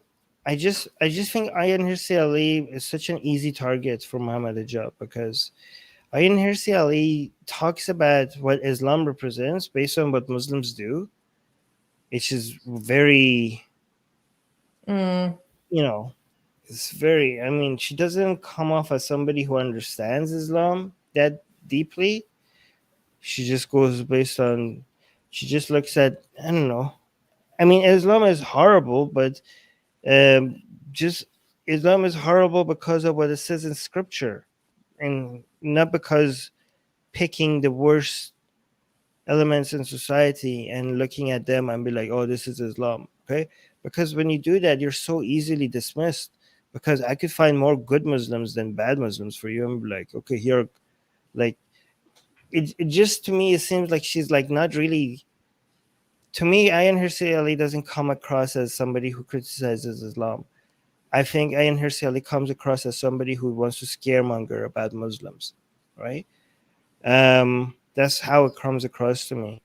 And because of all the things that she uses as examples of what Muslims do, it's so easy to dismiss her. Like, if you want to be on the Muslim side, all you have to do is be like, well, I have more examples of Muslims who don't do that. One. And secondly, what you just said is Islamic. Actually, Islam condemns that. And here's the scripture for it. Right? So, and they would be right most of the time. So, I mean, her method is just, but that's not, she's not even trying to, she doesn't even seems to be trying to, intellectually like attack Islam or anything, right? She just seems to be like, oh, here's a Muslim who did this. Boogie boogie. Be scared. You know, like, oh my God, they're coming for you. Oh my God, they're gonna replace your way of life. I'm like, okay, well, you just sound like you're just using the xenophobic playbook. You just sound like everybody in history that came before you who wanted to, create hatred towards groups of people. I mean, even if you claim you don't do that, you're doing exactly that. Also, she wants to attack Islam by promoting Christianity. So talk about somebody who was supposed to be on the side of promoting the truth. What the hell happened to that? Like that is insane. She's like actually actively supporting preaching of Christianity now. Like she can't even pretend anymore to be somebody who is interested in like advocating for the truth. So very, I mean, I haven't, these are based on all the other things I've seen her say. So I haven't watched this debate, but I'm predicting, like, let me know if I'm wrong, right or wrong. I'm predicting that Muhammad Hijab probably managed to like do better. I think that if I had to guess what an Ayan Hirsi Ali chat with Muhammad Hijab would look like, I would predict that Muhammad Hijab would come across looking at a lot more knowledgeable and understanding, and she would come off looking ridiculous than somebody who doesn't know what she's talking about. Well, I also predict that Is that how it went? might. I have no idea. I also predict that he might come across as being like very rude, because he can do that in his attempts to look like such a lion of Islam. Like he postures so much that he just looks so rude and ridiculous. Okay, so next question is from Rudresh asking, are Muslim preachers like Muhammad Hijab, Sajid Lipum, etc. trying to attract a right-wing audience with the common anti-feminist, anti-modernity message? I mean, well, Islam is right-wing. Yes, Islam is right-wing. So I think the examples you're giving is not correct. I think Daniel Hariraju is doing that. I don't think Muhammad Hijab or Sajid Libhan is doing that. Yeah, I think the person who's trying to do that is trying to find the conservatives in all religions. Daniel Hariraju is trying to find a way to unite the conservative Christians and the conservative Muslims and the conservative Jewish people and the conservative, I don't know, even Hindus, I think, and unite them against modernity. And so that's what he's trying to do.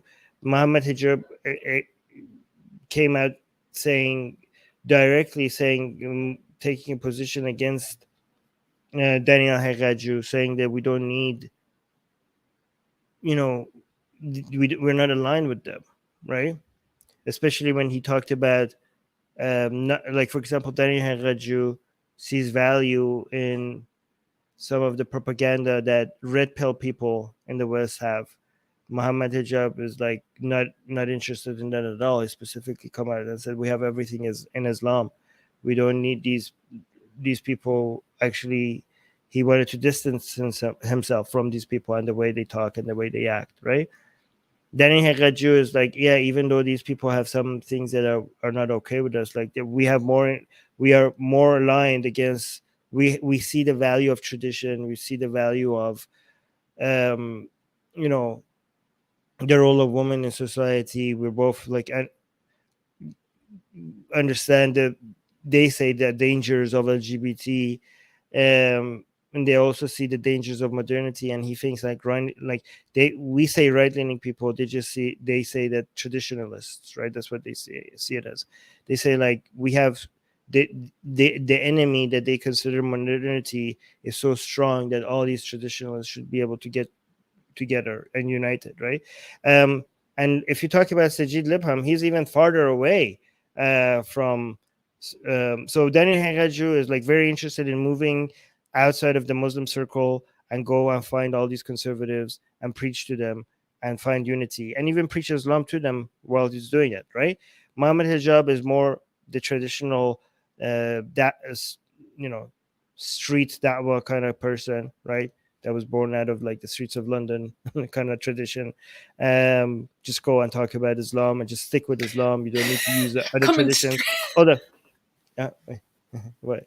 No. I'm sorry. No. Say. Oh, just coming at you straight from the streets of London. What is it called? Speaker's Corner. Yeah, speaker's corner. Yeah, no, but like it's more about like he's still in line with the tradition of like Dawa tradition, but is interested in talking and reaching out to non-Muslims. Okay, but the tradition is not like a general right-leaning, like, you know, I mean, it is right-leaning, but it's not in line with the same methods and languages that a lot of the right-leaning people that we know in the West. Okay, Daniel Hagaju is more interested in using their vocabulary than Muhammad Hijab, right? Muhammad Hijab is more interested in going back to traditional academic philosophical talk, right? So if you look at Daniel Hagaju, it seems like he gets his talking points from mostly from far left languages against modernity and far right language against modernity, right? He looks into those traditions and he gets a lot of inspiration from that. Muhammad Hijab looks at, he wants to see himself as an academic, so he looks at a lot of philosophical talk and he gets inspired from that, right? Which is something, this is why Sajid Libham is the most traditionalist of them all, okay? Because what Muhammad Hijab represents is kind of like the Mu'tazilites a little bit in you know, or a little bit like, you know, he's like the Asharis, or like if you want to go more Greek philosophy, the Mu'tazilites. But if you want to become the most traditionalist, then YouTuber, you get Sajid Libham, right? He would be more like the Hanafi school of thought. He would be the most Ibn Taymiyyah of them all, right? Like he is like not using, not only, so Daniel Hagaju gets his inspirations from far right and far left against modernity. Muhammad Hijab from academia, from academia and philosophers, right? And Sajid Libham gets his inspiration from the Sunnah, from Muhammad. Okay, so I'm endorsing Sajid Libham as the most direct, the most accurate, the most true follower of what is supposed to be Sunnah, right? So he's saying no to using your own rationality. He's saying no to using philosophy. He's saying no to using all these other speaking points that all these other either Muhammad Hijab have or Daniel Hagaju have. He wants to constantly focus on bringing everybody back to scripture, back to the Quran, back to the Hadith, not relying on these, you know, these methods, these Western methods of rational thinking. Everything has been given to Muslims through revelation and through the way of the Prophet, through Sunnah. You don't need inspiration from anywhere else. You don't need to use their language. You don't need to use their methods of coming to conclusion, because God has already given you everything, right? So I think, like, as much as a lot of people think like, oh, Muhammad Hijab or Daniel Hagaju represent true Islam, I think the best, if you want to see the best, most accurate, the most true to Islam YouTuber out there, I think is Sajid Libham.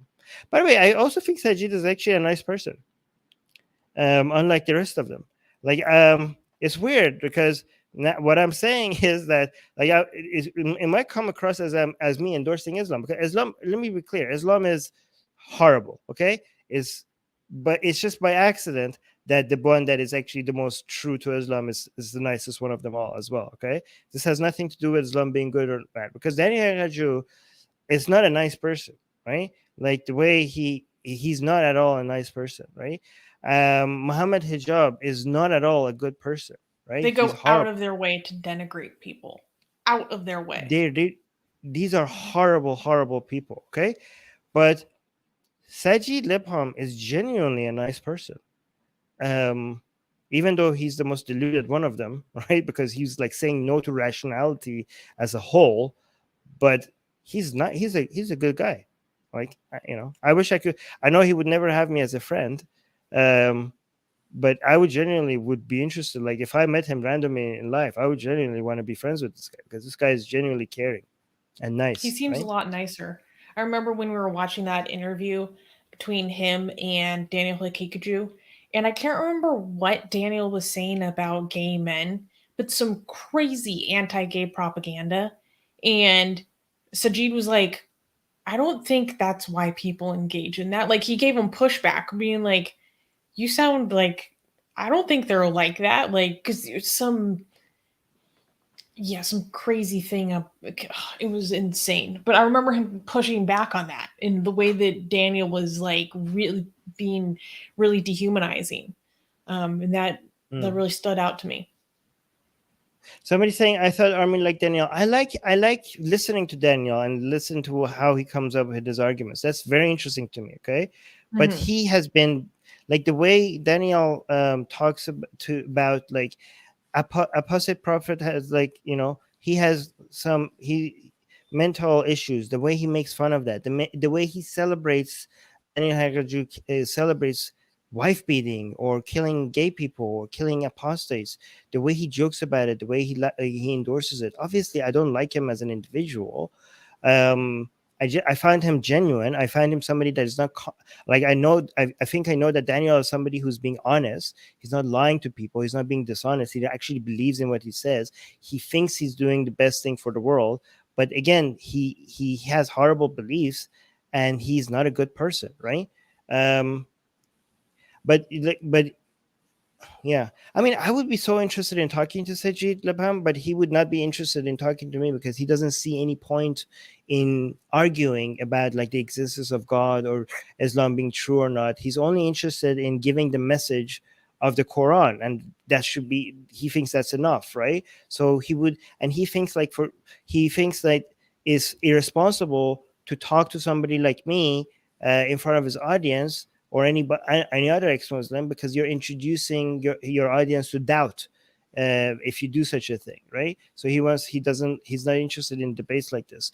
Oh, by the way, Sajid was very fair about, like, for example, um Sajid Lapam, he was, I don't know if I'm pronouncing his name right, but, like, he said, when Apostle Prophet was debating Ali Dabo, and Ali Dabo was claiming that Apostle Prophet is responsible for attacks on Muslims. Sajid thought that was so. He said that was unfair, right? Sajid was like, he's telling you that he's not for an attack on Muslims.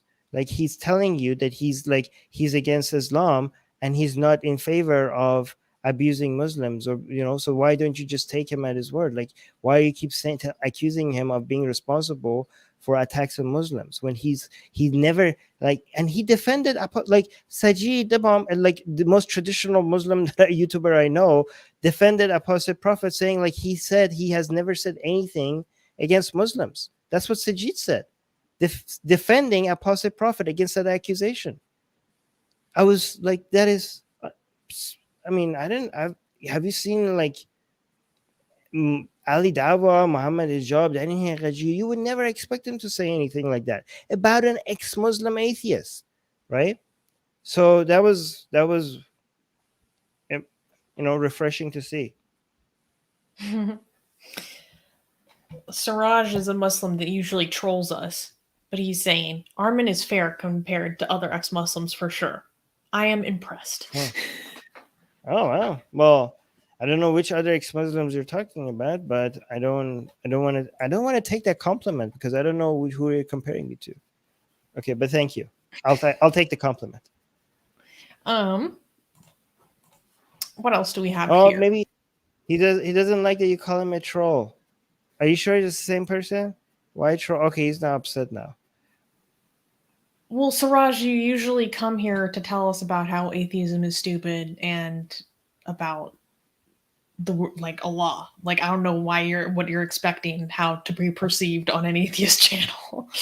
Okay, it's okay. No, yeah. Let's be fair to Siraj. That's not troll. It's okay. You can advertise. Um, I felt bad for him, because he was, like, complimenting me, and he's like, Why are you calling me a troll? Okay. Like maybe we're mistaking him with someone else. Like, do you have an example? Okay, maybe there was another Siraj. Okay. Sorry, Siraj. Hey, don't attack the people who are complimenting me. Okay, I want them to be motivated to continue complimenting me. If somebody says like Armin is fair, don't call them a troll. Okay. Yeah, maybe. Okay.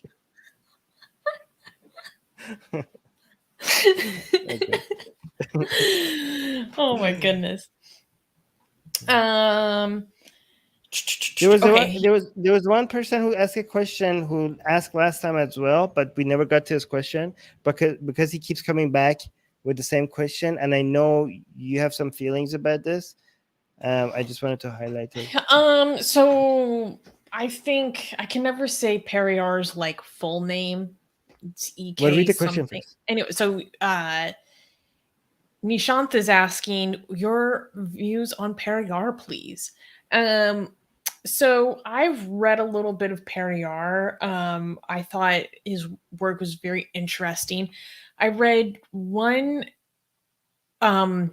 translation of a book of his, and I was because people talk about him being this rationalist, and granted I know he's like a very prolific writer and speech giver, so maybe his other writings were more in depth, but my impression on reading this one book that was translated was I was actually shocked at how much of a rationalist it wasn't.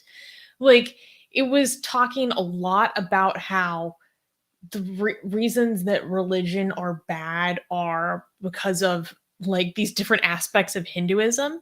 And there were many quotes about how if there was a religion that was altruistic, then it would be good. And to me, that's not like real rationalism, because that's not actually looking at the evidence for the claims being presented. It's more of, looking at the consequences of those beliefs. But I do find him very interesting to study. The fact that he's such a strong anti-natalist is also very interesting. I know that he's very politically controversial, and I know he basically started to go kind of senile in his older years.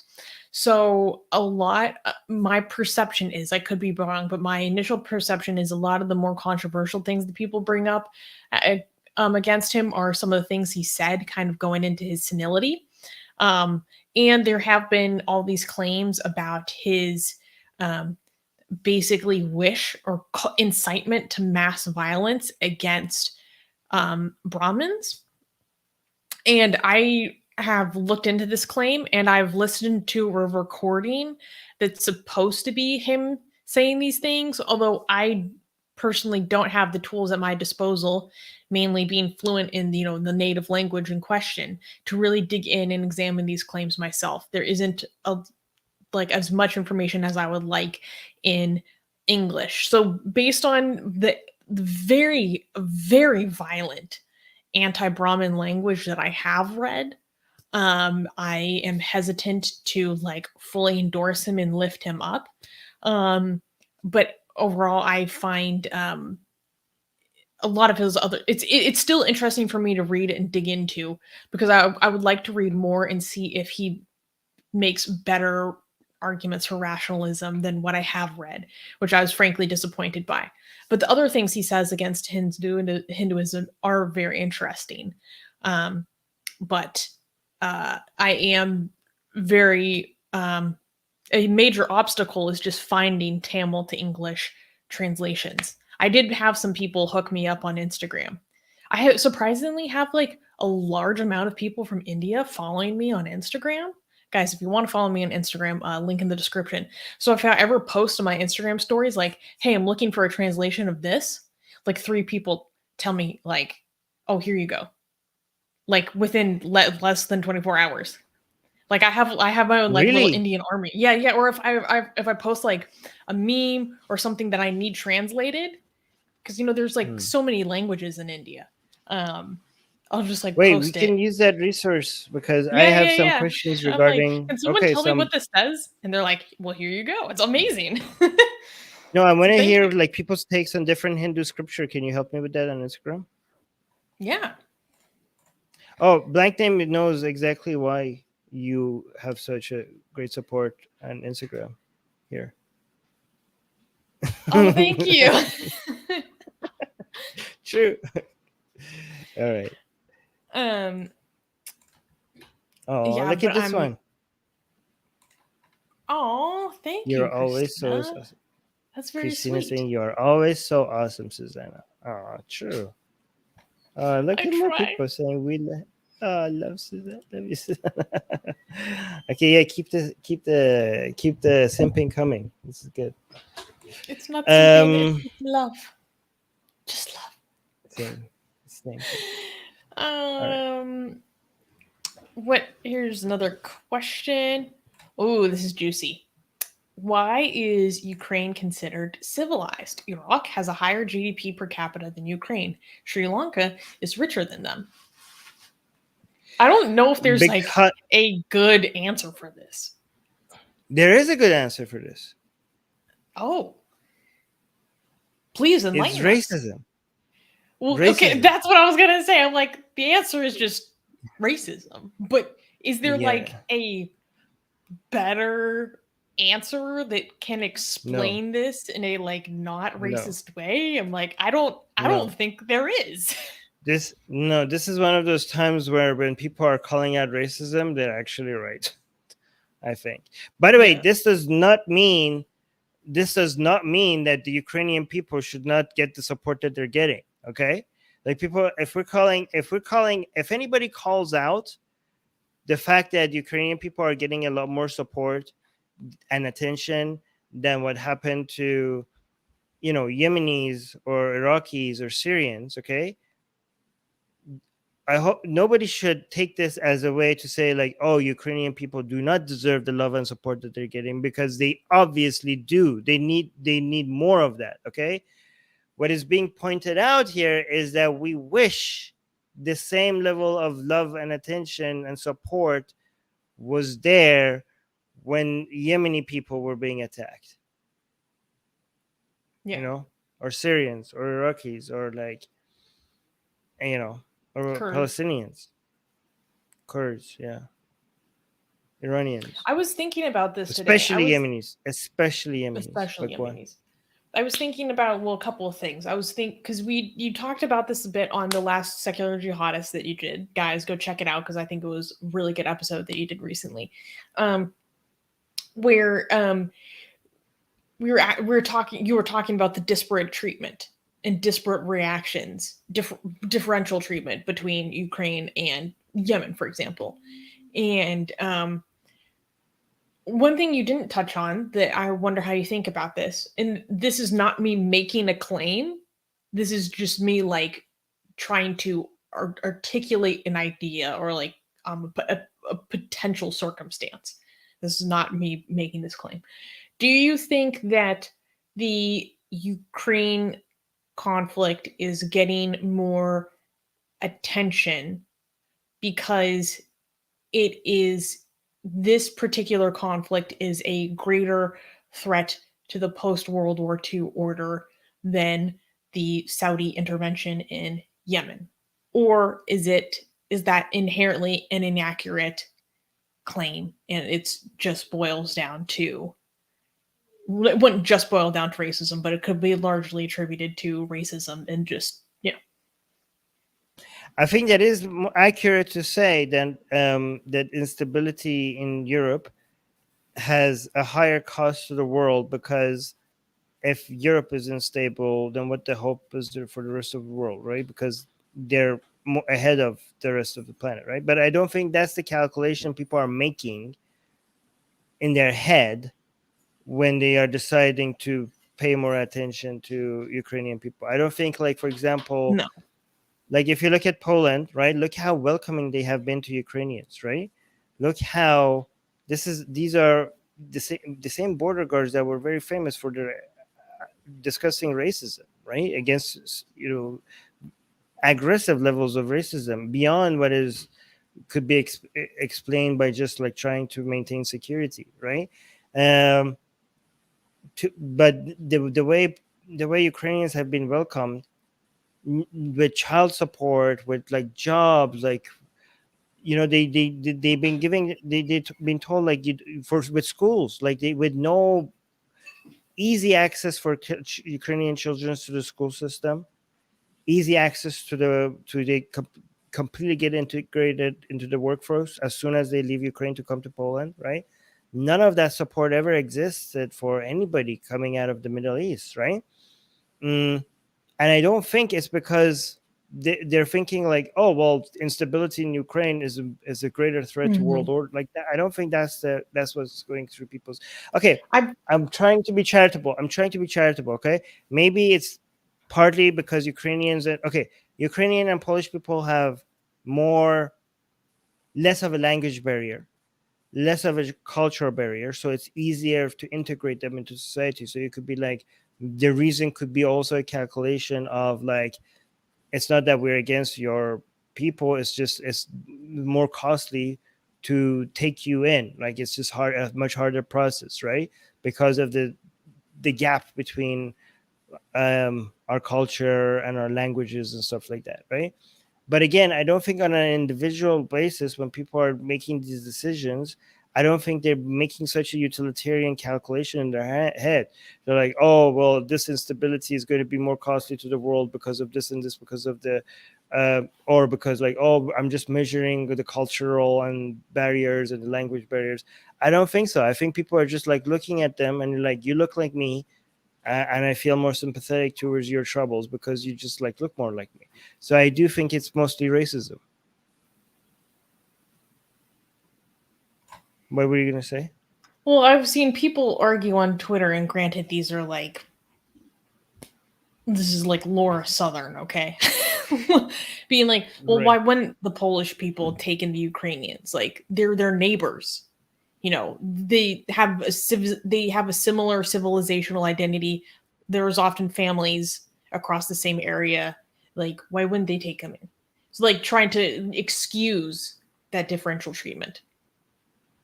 The language is Yeah, so I'm saying that similar. People say that you can hear Polish and reply in Ukrainian, and everyone will be understood.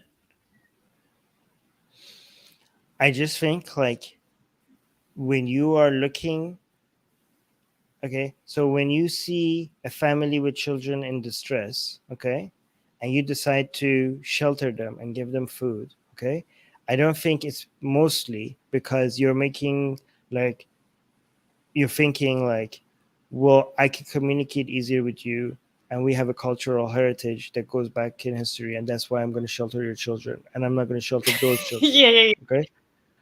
I think most of the time the calculation is like, I feel a bigger urge in helping you because racism.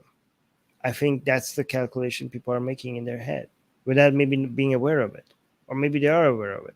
I don't know, but I just think like it's most people are not like walking utilitarian calculators to think about the long-term effects of on board politics or their nations, or like the costs associated with integrating people or not integrating people. Most people are responding to their natural urges when it comes to feeling sympathetic or not sympathetic to a person. They're responding to that, and the fact that they're feeling it towards Ukrainians and not feeling it towards an Iraqi or a Syrian could most likely be explained because of racism. Again, I'm not trying to like portray them as these evil people. I mean, at the end of the day, they're helping somebody. Okay, it's better than helping nobody. And again, a lot of this racism are like racism that you're not aware of, right? So it's like it's hard to condemn people um, for doing things that for reasons that they're not aware of it. Like I'm not trying to portray them as monsters. Okay, they're like if you have certain if you are racist without being aware of it, then you're not really a monster. Okay, you're just somebody that maybe needs to be educated or helped in into feel to try to be more globally sympathetic. But again, it's not the form of explicit racism that you want to point at somebody and call them out like as some evil monster. Like, I'm not trying to do that, right? This is the problem with the word racist. It comes with such a big, because if you use the word racism, the picture that people have there in their mind is that form of explicit racism, intentional explicit racism, that we're from, the anti-black or like the, Nazi Germany kind of racism that people think of. That's why we want to point out different kinds of racism, because it's so usually associated with that, and people think like you're accusing them of being monsters just like that, and then they don't want to accept it, right? But again, this is racism because people are being chosen on being worthy of care or not based on their race. So you cannot not call it racism. Yeah. But we have to find a way to talk about the fact that this is racism without making people feel like we're like condemning them as being monsters. Yeah. Oh, by the way, I hope people don't misinterpret what I was saying as like what I actually believe. I was just trying to present what other people might try to argue. I think it is just racism, for the record. Yeah. I have a question that I want to ask you. Okay, unhighlight this so people know. I think we should end on my question. Wait, Qasim has a question. We should also answer Qasim's questions too. Let's do Qasim. Wait. No, I don't know. I don't know what Qasim's question is about. So, okay, let's do your question. Oh wait, we can answer this question from blank name because it's short. Oh wait, wrong one. Will you ever consider opening up a new channel where you review the videos recommended in Discord? I have posted a lot of really good videos. Probably not. We will consider your videos to review, but we have to, there's a lot of other things we're trying to do as well. So if we do many review videos, Atheist Republic will never, those other things that we have to do for Atheist Republic will never happen. So we have to give us time to do those other things as well. But we'll try. Oh my God. A lot of others. Maybe what we could do is to grow our Twitch. Instead of reviewing videos on YouTube, we review videos on Twitch. Maybe to grow Twitch. Eventually we will promote it. Yeah, I mean, people have a lot of really amazing suggestions, but like we are really but with no promises, blank name, because we have to understand that we have a lot of other things that we're doing as well. We're not just streaming. So and me, I'm like, with what time do I do that? Was there any other of the starred Secular Seika. Maybe somebody else. Maybe somebody Secular Seika could help us review them if you want to. Well, yeah, maybe we'll think of something. Maybe we could have like another channel that we set. Maybe we could start a channel for the Atheist Republic community, and they could just like take on it themselves, and they come talk about things, and they manage it themselves. Maybe Secular Seika could start something like that. We'll see. Well, that's what this channel was originally. No, like they host it themselves. Oh. We'll talk about that later. Yeah, we'll see. Yeah, we'll I'll see. think about it. That's risky. Puya is. So on my Instagram, I post a lot of in my stories, I post the music I'm listening to, and Puya's like, Susanna posts a lot of Iranian music as well. Islamic Republic infiltration confirmed. Yes. Well, actually, no, because I post mostly pre-revolution music that was banned. So. Oh yes, Puya, you're wrong.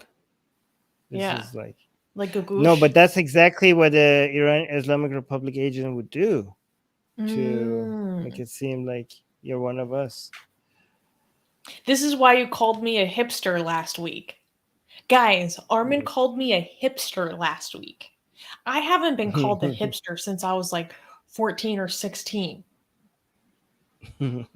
You are. I still I still haven't recovered. Shaking and crying, still haven't recovered. You literally told me that you go and watch music to these music events that nobody like specific niche music that other people don't like. That's what being a hipster is all about, isn't it? Just like being into things that other people aren't, like unique things, cultural things that other people are not into. Isn't that the very definition of being a hipster? I guess so. I was literally listening the other day. One of the best songs I've ever heard is this blind Bangladeshi singer playing a metal vase like a drum with a mic on the street, reverb. Like, one of the best things I've ever heard. If I posted it, people would be like, "Why the fuck are you listening to this Bangladeshi street singer like See, playing a metal you bass?" specifically Like, this is the like things. Yeah, you see, you are proud of being a hipster. You specifically enjoy things not because they're not just because they're beautiful, but also because not that many people are listening to it. So that's a hipster attitude. The fact that the utility you get out of enjoying something increases by the fact that not that many people know about it. The fact that you get joy out of that makes you a hipster. Oh my god. Yes, Right. confirmed. I just like when I discover All right. something myself and it wasn't introduced to me like by someone else, you know? It feels special. Exactly. That's called, yes, the fact that you feel special, that makes you a hipster.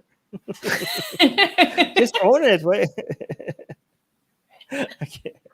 All right. I haven't Next. been Oh, called that nope. since I was a teenager. And I'm like, I'm shaking. All right. What's your question? You had a question for me. Okay, my question is how will the invasion of Ukraine impact the negotiations for the Iran nuclear talks? We haven't talked about this yet. Oh, yeah. It's interesting that you had that question because it seems like it, again, I don't know if this is true or not, that they think like they have a little bit more of an upper hand because of the Ukraine attack. That's what I've So been they're hearing. actually pushing. Yeah, so they're pushing Because of for the more oil, requests. too. The gas, mostly. Whatever, I use. No, Same, okay. same. So obviously, the world there's multiple ways that this might give Iran, the Islamic Republic of Iran, the upper hand. Okay, one of them is like Europe needs gas right now. Okay, more so badly right now. Okay, and there's too reliant on Russia, and guess who has a whole bunch of gas? This Islamic Republic of Iran. So making that gas accessible in the markets will be so helpful to Europe right now, so badly, right? So I mean, yeah, but oil as well, you're right, actually, because access to oil and gas right now, energy is going to be very expensive, and making Iran's oil and gas accessible is what the world really needs right now. So Iran is like, you need my gas and oil, so how about I ask for a few more other requests, right? So they're feeling bold. So another reason the what's happening in Ukraine could affect the nuclear talks is because Russia might either be not able to or not willing to have the presence it has in Syria, and Syria could go chaotic again, right? So because of Russia being pulling out, or like either on purpose or because they can't maintain it anymore. Um, like so that could Syria could go chaotic again, and also Russia might right now be angry with Israel's position against on the whole Ukraine Russia thing, right? So it might let loose the Iranians because on Israeli, because how much Iran gets to be active, Iran, the Islamic Republic gets to be active in Syria on Israeli targets, it really depends on how much Russia allows Israelis to target Iranian assets in Syria. So that dynamic might play against Israel right now and open the hand of the Iranian regime a little bit more in Syria, right, and tie the hands of Israel. So that might be cause some issues in Syria. What else? Another thing is that Iran might feel emboldened to become more aggressive in its push in these other regions in the Middle East, saying after Putin is setting new standards of what is acceptable on an international stage. So these are all affects the Islamic Republic's foreign policies and attitudes. So they feel emboldened, and that's why it seemed like it. If the reports are accurate, is that the Iranian side in Vienna negotiating the nuclear deal seem to have been requesting a few additional things, but the main one being they want the couple of sites that the IAEA discovered. So everybody says that Iran was completely doing everything in accordance with the nuclear agreements, and it was Trump who pulled out, and Trump basically betrayed the agreements that they have had. But the reports have been showing that there have been nuclear activity has been detected, nuclear radiation has been detected in a couple of sites outside of the places where the IAEA had was observing, and all those were the only places where Iran was supposed to be able to enrich uranium, right? It was Netanyahu who basically managed to get the information with his spies and came out and leaked the information internationally and showed that Iran, like one of the exposed the sites where Iran was active beyond the places where they were supposed to be doing enrichment. And initially, Netanyahu was made fun of for that, but now it seemed like the IAEA was confirming, like, no, it seemed like this is accurate information. These are places where Iran was not supposed to be operating. So I don't know. It's bizarre. Like that means that they were doing things beyond the nuclear deal agreement. So it means that Iran was never compliant. Like everybody said, like, oh, Iran was completely in compliance with the nuclear deal until Trump came out and threw it away. But these evidence shows that it was never compliant. Like, and the IAEA and the international community wants to know what are these sites, what were you doing there, okay, what are these activities for, and they have questions for the Islamic Republic, and they have never gotten any answer. So there's not even an attempt and an excuse to what these are what these are. This seems very suspicious that they don't even have an answer. So now, based after all these attacks in Ukraine and stuff, the request that they have is to just forget about them, act like they never happened. So just make that a non-discussion, which makes it seem so. And the response has been like, no effing way, what are you talking about? Like, we want to know what was going on there, right? Yeah. So this is how emboldened they feel. They want to say they part of the negotiation one. So apparently they have the other side, the American side, has accepted. It's amazing how we are ignoring all the other countries. We're acting on Iranian side and the American side. But the American side, it seems like they have given in to removing a whole bunch of IRGC members from the terrorist list, right? So that's apparently, if the reports are accurate, they have given into that. But this is the new request that the Iranian side has. And so far, it seems like they're saying no to that request. But that's what they're asking for. Does that make sense to people in the live chat? Very interesting. Yeah. Very. I don't know if that was a little bit too. What round of talks are we going into at this point? I don't know. I've lost count. Like, it's crazy. There's nobody. Yeah. I feel like the rounds of talks is just like it's turtles all the way down. Yeah. By this point, it seems like it seems like it would be weird if it doesn't happen. Like, it seems like we're gonna get a deal. Cool. Yeah. Oh, I feel bad It now. seems like it. Siraj is asking Music Guy, or one of our mods, if do you remember if I've been polite to another atheist, preached to them, or trolled them anywhere? Just wondering, because if I did, I want to change that. Oh, Siraj, wow. I am sorry. I am sorry I called you a troll. You are welcome here anytime. Wait, is Siraj a Muslim? Yes. Okay. Well, this is like, but you're very welcome here, Suraj. I really appreciate the way. Oh my God, this is, yeah. You're always welcome here. Okay, this is very sweet. Oh, okay. I feel bad. Okay, well, I am. It's getting late. I need to Yes, eat, we should go. and we've been streaming for a Okay. while, and you should go rest also.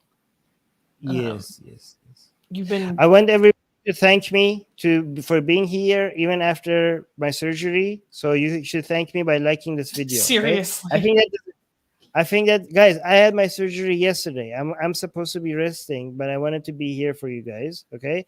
So you guys could just, like, all I ask in return is just one like. Okay. Like the video. Right. It's not too And a much. And it comment. really helps our channel. A comment would be nice as well after the stream is over. All right. But no, just a like is also very good. And it really, really helps the channel grow. So, and it's not, doesn't cost you anything. Okay. All right, guys. Yeah, Armin goes. Yeah, I should go take some painkillers right now. Actually, go take your pills. Yes. Yeah. All right, guys. Thank you, everybody, and share the stream, like the video, and if you want to support us, link to our Patreon is in the description. You get a lot of beautiful, beautiful blasphemous art. In return, the 18 plus version of it, right? So only for our patrons. So, and also you get my book Why There's No God for if you subscribe to our newsletter, link in the description. Oh yeah, so subscribe to the newsletter, support us on Patreon if you can. Don't worry about it if you can, but make sure the only thing that is mandated that you have to do is just like the video. That's the only thing that is you cannot leave without doing. Okay. All right, guys. Bye. Bye. Thank you.